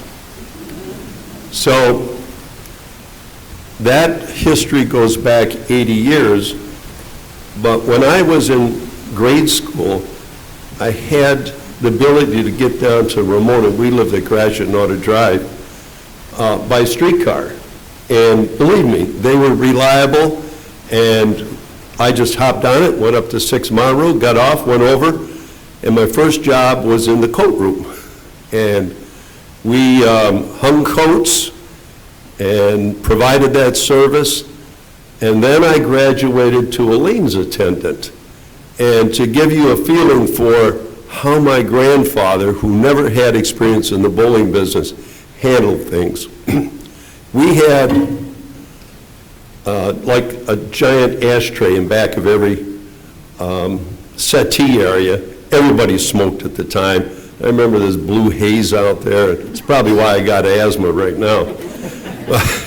But there was a little knob, there was a sand in there, and there was a little knob that you took it out, dumped it. So my first time as a lane attendant, I took that and I put it awkward to the parallel in the lanes. My grandfather comes up, he says, Tom, let me show you how to do this. And so I put it back down, he says, these go in and they go parallel to the lanes. Get them parallel. Everyone's got to be the same. That's the kind of detail that he put into Ramona Lanes. It was the cleanest spot you can imagine. And this is no kidding. On Sunday, with 17 lanes, we had 40 reservations. 40 reservations. And that happened Sunday after Sunday, full leagues. But he was just terrific at making sure that everything in the bowling center worked and that he knew everybody. He was a great marketer in his own way. It was somewhat of an ethnic neighborhood, and he knew all the people. We had Italians, Poles, Polish, and he invited them in, asked about their family, and they came back week after week, Sunday. Come in, get a reservation, go to church, come back, wait your turn. And so that's the environment I grew up in. And he was part of the marketing. He said, you know, Tom, we got a league here from De La Salle. What about the other Catholic schools? I don't know. And so I went out and I went to Austin, Notre Dame, Catholic Central, and all these schools and solicited them to join a Catholic bowling league. And that league, believe it or not, is still in existence today. And the team that we sponsored from De La Salle won the state bowling championship. I was on the team. And the only other championship, I think, that was won at De La Salle was another team that Jay Lang was on. So they've had two in 50-some years, and I was fortunate enough to be on one of them. It's not going to get me in the Hall of Fame, I know that. But those are the kind of things that we're trying to copy and emulate at Thunderbolt. And it's a lot different running 90 lanes than it is 27, and you have to have a great team. And one of our team members, and the person that leads everything there, is Vicki Ingham, and she just does a terrific job, and I want to have everybody give her a big hand.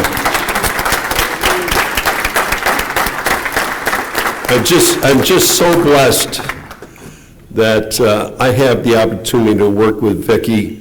And Kevin Cosby, you probably haven't necessarily met him, but he runs our back end, and he's fabulous. I wish he could have been here tonight, but he's got 2 young kids and just didn't work out for him. But a lot of times in tournaments, we have 54 lanes in the main bay, as you know. They say, okay, let's have a breakdown pair. We don't have breakdown pairs. And the only time I can remember since 2008, when I took over Thunderbolt, that we ever had a problem was when one of the castings that hold the pins, it actually snapped and he couldn't get it fixed. We've never had anything else. I mean, the guy's just a genius in the back end, and we're so happy to have him. But some of the other things that we're trying to do at Thunderbolt is want to bring back the glory of the arena, and not that it hasn't had it in the past years, but it was time to put in new lanes, and so we're in the process right now of installing new lanes in our arena bay, and we could have had someone from Brunswick install them, but we all sat down and we knew that the best installer in the country was a guy named Brian Sashko. So he's in there right now as we speak, and he's putting down what's called LSL, and it's about an 1.5 inch board that is a kind of a sawdust mesh that they put together, but it's hard, real hard, and they put it 20 foot out on the lane, 3 foot back on the approach, and then they line it up with the wood lanes that are actually there. I mean, they take out the section and put in the other wood lanes. And they are squaring everything to 1 millimeter. So wherever we had any problems of putting these long screws in and sanding it flat, so that will be absolutely perfect when we get done.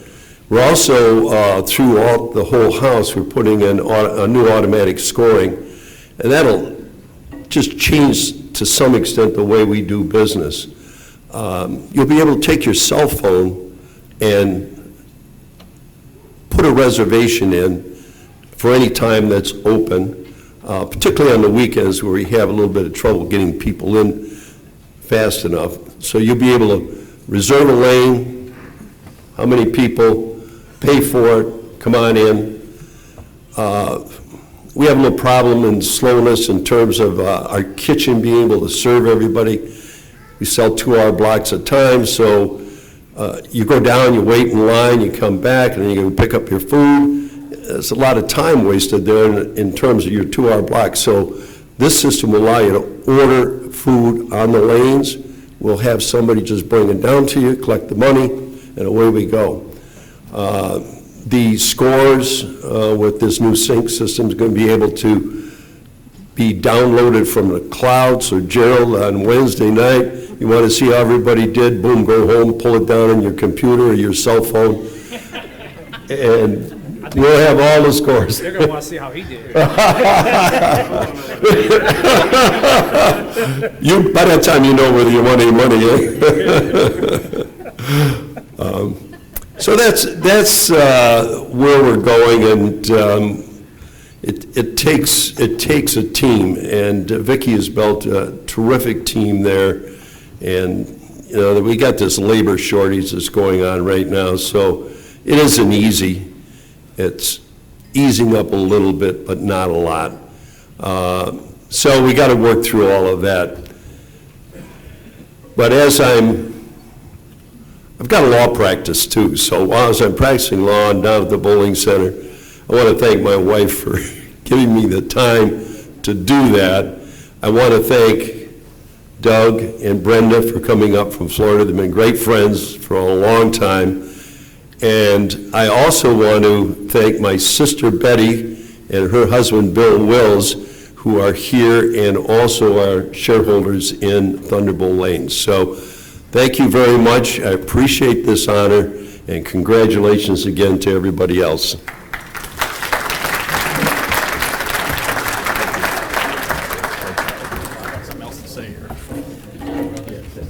I want to add one very important little anecdotal story here about Tom.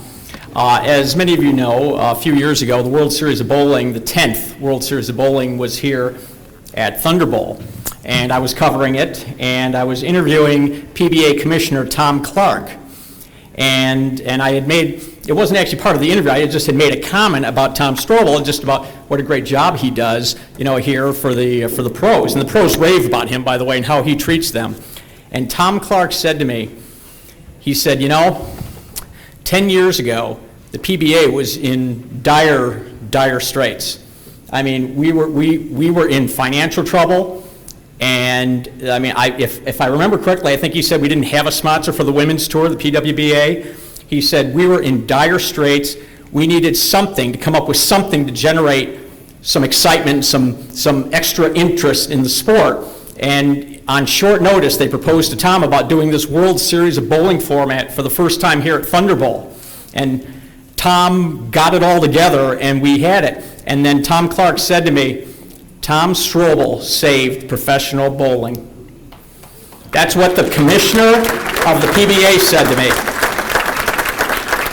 The commissioner of the PBA said Tom Strobel saved professional bowling. So thank you for everything you've done for the sport, and not just for me, but for an entire nation of people, because the commissioner himself was saying how poorly the sport was doing, and you came along and on short notice you put that whole thing together. So thanks, Tom.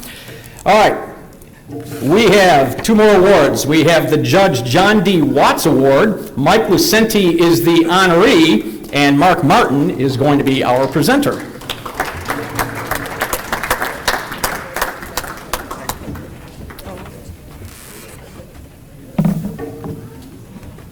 Thank you, Paul. Thank you, Paul. The Judge John D. Watts Award has been around since 1967. It recognizes an individual who's made outstanding contributions to the promotion of bowling for at least a 5-year period. This honoree this year, Mike Lucente, much more than 5 years. We all know that. As a competitor, he's a great competitor, great proprietor, ran the Hamtramck Singles Classic for several years.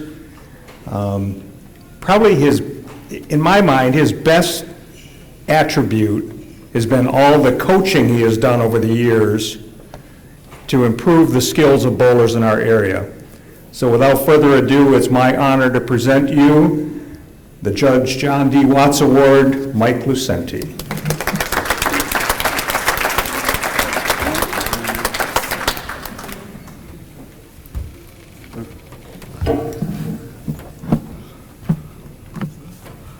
Wow, that is incredible. Before I get started, I do want to, again, congratulate all the Hall of Famers. I listen to your stories. I relate to them very much. I've competed with you many, many times. Some of you I've worked with a little bit back and forth on your game, and you're truly great champions and well-deserving of these honors. Congratulations to all of you. Beautiful. Tori, I was there the day you and Stacy taught us boys a lesson. And that was a great lesson, and I tell you what, I was so happy for you. I can imagine how elated you were when you guys put on a show. Gerald, am I right? They put on a show, baby. It was amazing. Thank you very much for that show. I'm $100 out of my pocket. At least, yeah. Congrats on that win again. That was awesome. Tom Strobel. You know, I was looking through the people that had received the Judge Watts Award because I really didn't know it that well. And Mark filled me in, sent me the list, and you're on that list. And the things that Vicki and you are accomplishing at Thunder Bowl, as you mentioned, are phenomenal. I was there at Ramona. I bowled at Ramona. I bowled at Denby. I bowled at Royal.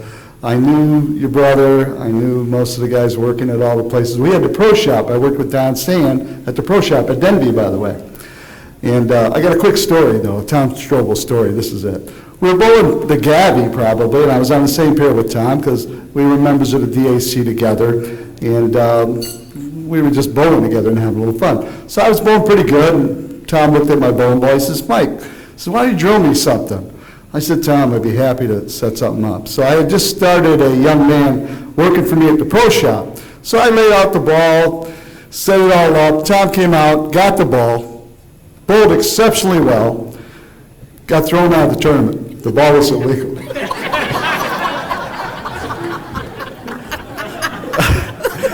I was never so embarrassed in my life.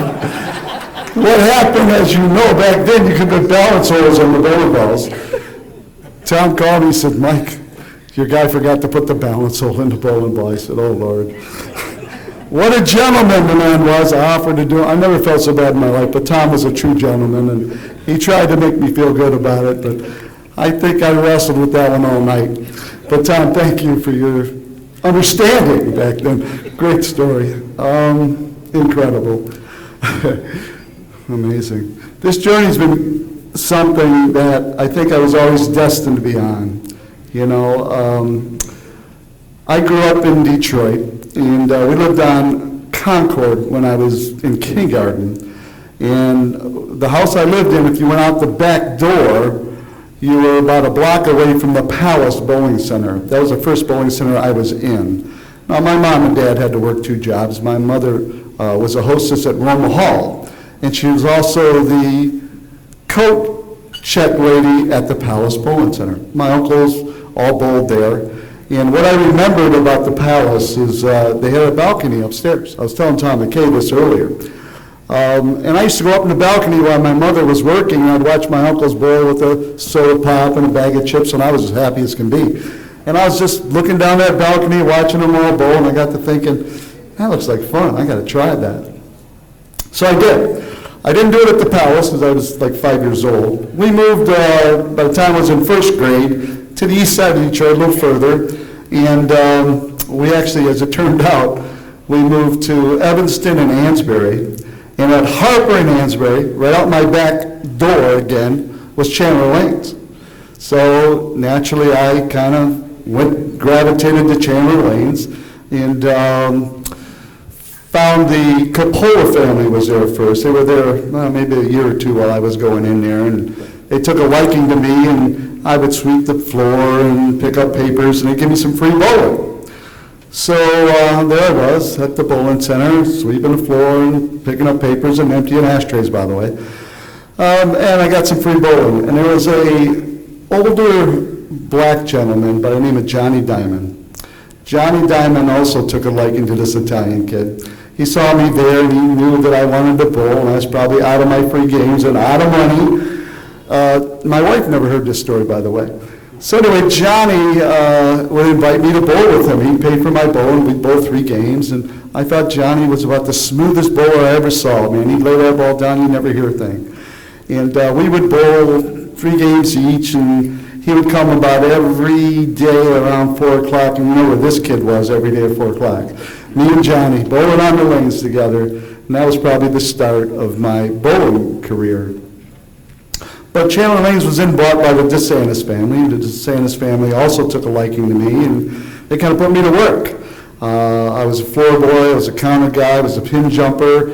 When I got old enough, at 18, I think you could drink when I was young, and I was a bartender. And they ran a tournament, it was a no-tap tournament, and lo and behold, after I was out of high school, and I was doing a little bit of tournament bowling, so I understood it a little bit. Charlie, I can't remember Charlie's last name, he was a tournament director, he got old and retired, so the DeSantis family handed me the tournament. I went, oh Lord, what am I going to do with this? Well, my partner in crime for a lot of years was Joanne Taylor, who really ran the Hamtramck for me at Hazel Park Bowl. Well, believe it or not, she ended up being the tournament secretary. So here I am, I'm the tournament manager, and she's the tournament secretary. We started back, that was in the 70s. And we doubled the entries in the bowling tournament, you know, promoting bowling, I guess this is that award that I'm looking at. I knew the value of people, and I knew that if you treated people well, and you gave them a reason to bowl more, they would do it. And at Chandler, we came up with a secondary prize list for people who bowled the tournament 2 and then 4 times, and that increased the tournament. My good friend Archie Denard, now Archie and I met at Chandler, right Archie? You remember the Sunday trio? Yes sir, we've been good friends for how long? You still bowl with me at Harper. Yeah, God bless you, brother. You've been good to me all these years, been very loyal.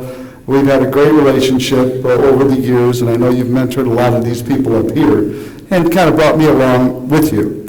But Chandler Lanes was the thing, and I actually got a job and a chance to work outside the bowling industry. I lasted about a year and a half. I was running a warehouse, believe it or not, for Helm Incorporated. It was on a Grand Boulevard in St. Aubin. So one day the HR director calls me in the office. He says, Mike, my Lord, he says, your supervisors love you, you do a great job, but the last month and a half you're late every day. What is going on with you? I said, I don't know if you're going to want to hear this, but I hate this job. Every morning I get up thinking, why am I going to this joint? I got out of that job as fast as I could and back to Chandler Lanes as quick as I could.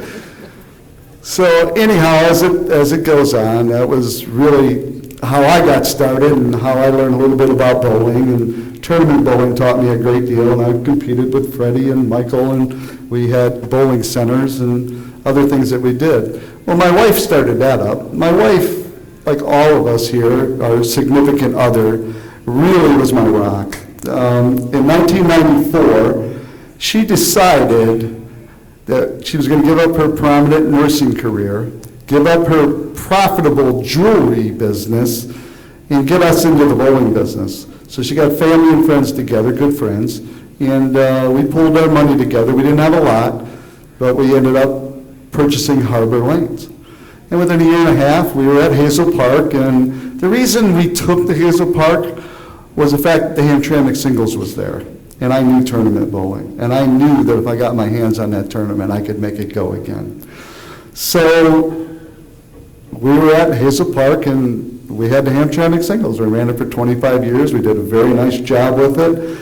Joanne was the backbone of that. And Tom Mckay helped us. Tom worked there and helped us. And what a great honor when Tom had offered to come and help us out. I mean, Tommy, thank you so much. I mean, we've become good friends since then, and you taught us a lot, and you gave us the connections, you handled our press releases, you came up with some great ideas to help us promote the tournament, and my experience with you has been fantastic. As I think about it, and Mark Martin kind of mentioned it, I would say my best attribute to promoting bowling has been my bowling clinics and teaching.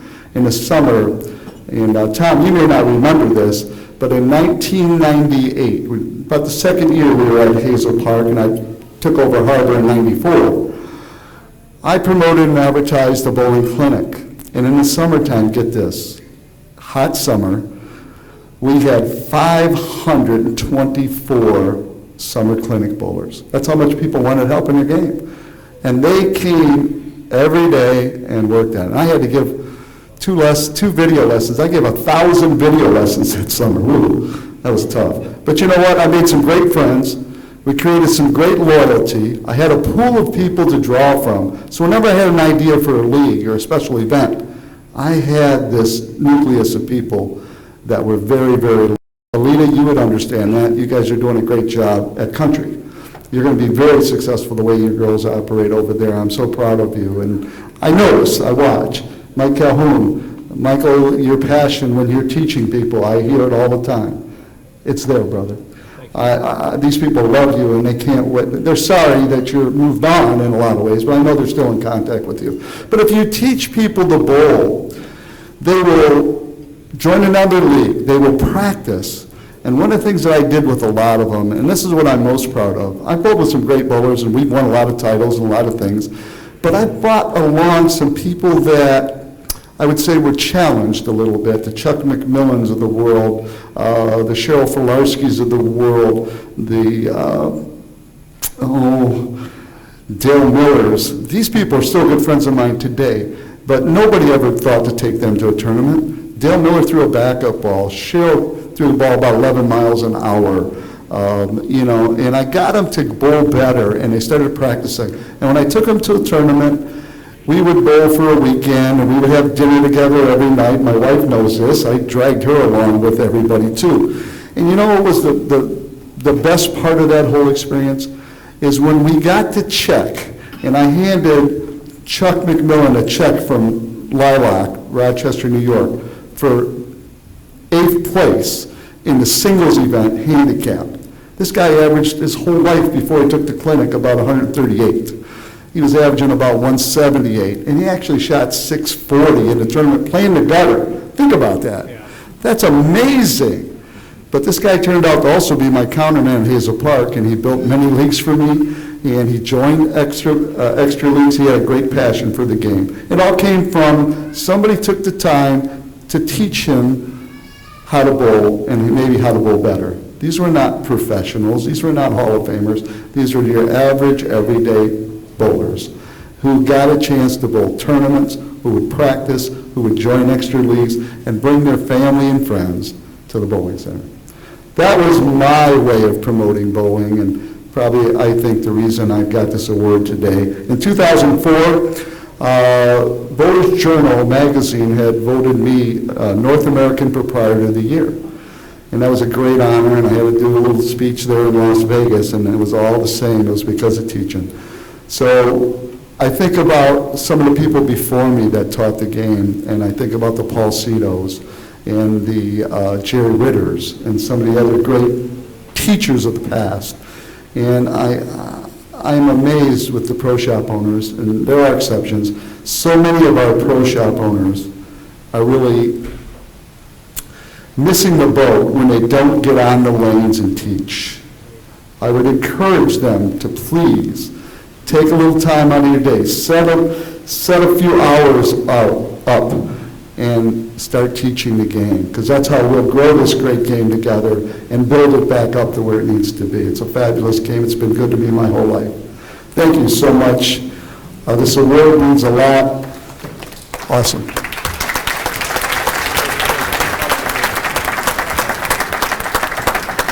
Congratulations, Mike. And, you know, every year, if you've been to this thing every year, you know that I preach that the future of our sport is through making this sport the funnest, coolest, most exciting thing that a kid can do. And so, Mike, you're doing a great job of that, and I firmly believe that. And now that I don't have to make that my closing remarks, I have something else prepared. So, but we first have to get to our final award. Last but not least, the George Privola Industry Award. That is going to Leroy Shepard, and presenting to Leroy is Vicki Ingham.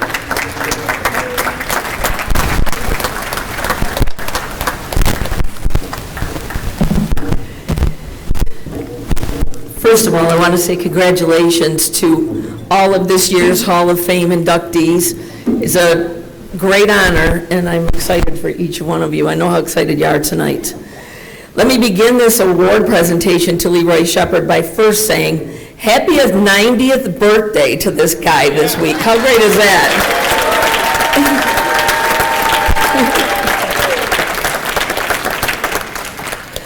As you can see in Mr. Shepard's bio, that he started his career as a bowling proprietor because he loved the game of bowling. That's how it all began. He would take his sons Kelvin and Winfred to watch him bowl at Harper Rec. And although I haven't had the pleasure of bowling on the lanes with him, I hear stories that put his game at a pretty good level.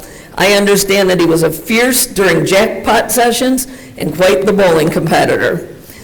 That's the best part, I think. Getting to work every day at what we are in love with makes the passion for this sport what it is. The people who we meet, the friendships that are born, there's nothing like it. He has the best of both worlds in my mind. He worked at his love with his loves. His 4 children worked alongside of him and helped him with the success of the bowling centers. And wife Mildred, although she was an educator and a teacher during her working years, she could still be seen inside the bowling center, greeting guests, saying hello, and making sure everyone was enjoying themselves. They had Grand Central from 1977 to 1980, Central City from 1980 to 1992, and most recently Bronco Lanes from 2007 to 2018. These were very popular bowling establishments with very large league bases and plenty of action going on every day.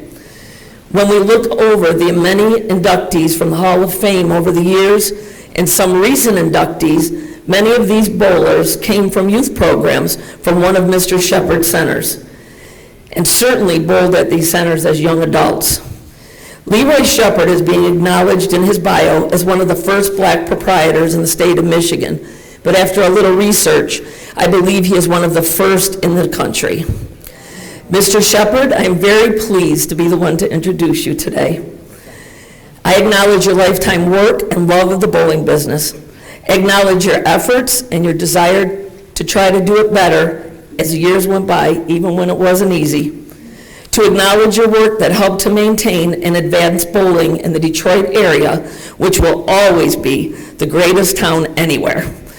Our success gets measured in a lot of ways in our lives, but when I read about your education, your accolades in bowling business and life, I look out and I see you surrounded by all the people in this town who thank you today for your business efforts and your work for bowling all those years.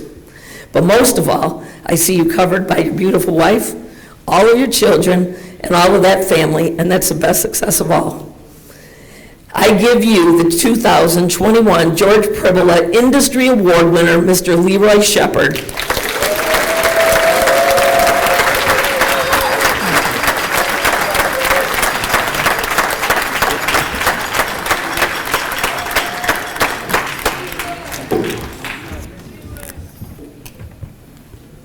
Thank you for that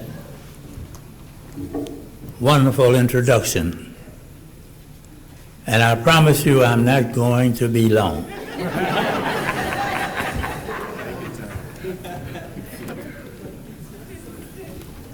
I look out in the congregation there and I recognize a few faces, and one face we've met not as you normally would, but George Pribola. I have bowled at his place about 3 times, and what is not known, I wasn't in there so much for the bowling as I was for acquisition. I said, now what in the world can I do to own this place? But be that as it may, I had the urge. I've had it a long time, and it didn't get any easier, George, because I worked right down the street from you in Melvindale. So I ended up settling for something else. I did like Esther of the Scriptures. Malachi told her, he said, they're going to kill all of us. She said, what? He said, yeah, Haman is making plans right now to kill some more. She said, I got to see the king. So she said to the orderly, she said, take me to see the king. He said, you know the king is going to kill you if you go without invite. She said, they're killing all my people. And if I perish, I perish. Take me to see the king. Fortunately and blessedly, she saw the king, the killing stopped. The man preparing it was hung himself. So she saw the king. And I'm saying, out of all the things that I have seen in life as pertaining to bowling or anything else that has relevancy, it's been for one good reason: to show worthiness, to show value, to show a woman of 66 years. I could not have done it without her.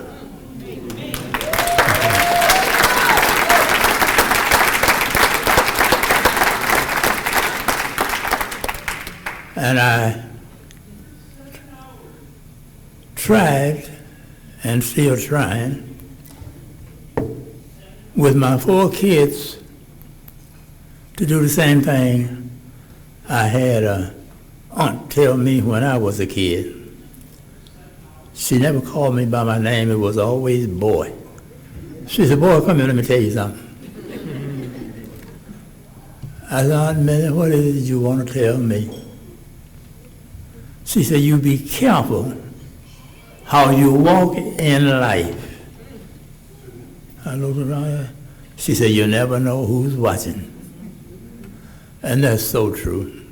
You never know who's watching. Look at her. She's looking at me right now. God bless her. As I stated earlier, I'm not going to be long here. I'm going to get away from here so that you can go home. I know the people sitting at my table, they were nodding and going on.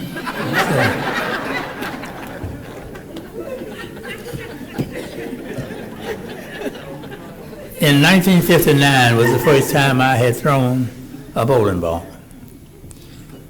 My wife and I and another couple got together and we went to Great Lakes. And they gave us 2 lanes. Those of you who may have been familiar with Great Lakes, you walk out of the parking lot into the bowling alley and down to the counter.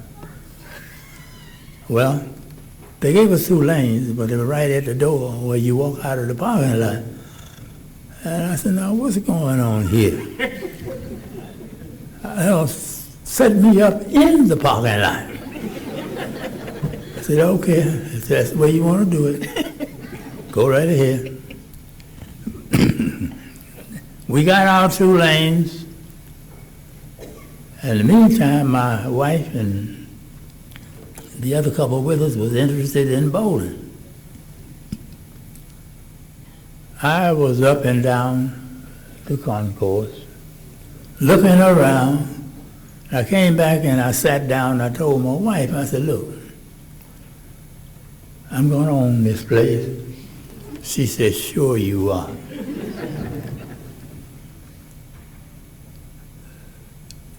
This was in '59.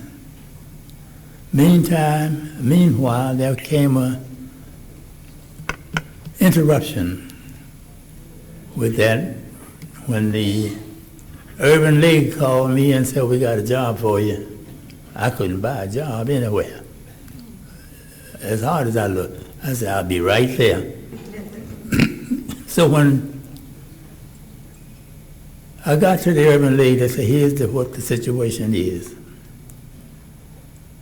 We got Mckay over here that we're trying to integrate. And you're the best man that we know of to do the job. I went to Mckay for the purpose of being there for a very short while, only to discover I was there for 20 years.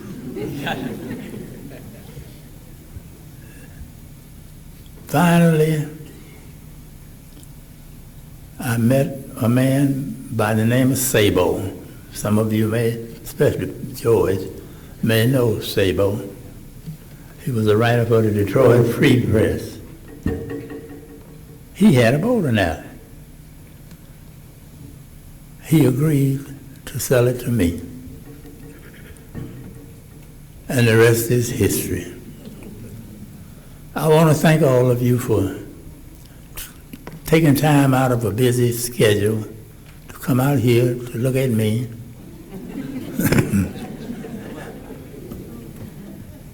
And let you know how much I appreciate your staying around after such lengthy program.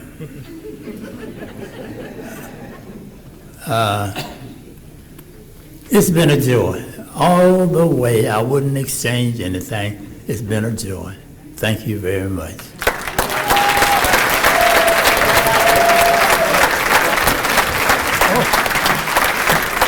Thank you. Honor to meet you. Congratulations. Thank you.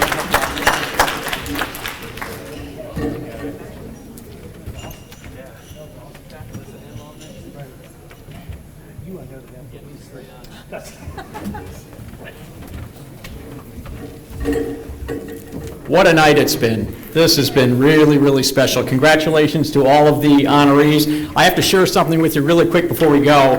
As many of you know, or some of you might know if you watch Channel 4, back in early August, our evening meteorologist, Ben Bailey, left the station. So my work schedule changed a lot. It's been all over the board recently. And so every week, the newsroom on Friday emails us the schedule, and I quickly look at next week's schedule because I bowl on Thursday nights.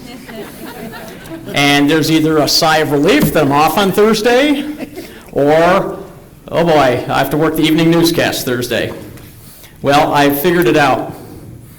As soon as the weather segment's done at about 6:25, I run back to the weather office, get the makeup off, I go run to the bathroom, change clothes, hightail my butt out the door, get up it's about a 20-minute drive up to Hartfield Lanes in Berkeley. By the time I get my shoes on and stuff, I get about 3 balls of warm-up at most. I bowl, and if we're not done at like 9:20, 9:30, I tell the guys I got to bowl out. You know, you're allowed to do that. It's in the rules. You can do that. So I bowl out, hightail it back down the Lodge Freeway to the station, get there about an hour before the 11 o'clock news, and did the job. So I only say that because if you're ever watching on a Thursday night, and I look a little more disheveled, or maybe I forgot to take the bowling tape off my thumb or something, you'll know why, and only you'll know why, what that tape is on the thumb. But anyhow, it's been a great night. Again, congratulations to everybody. Drive safely on the way home, everybody, and we will do this again next year.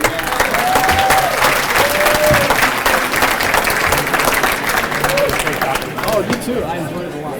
Thank you. I will always remember the stuff that you said because I share your philosophy.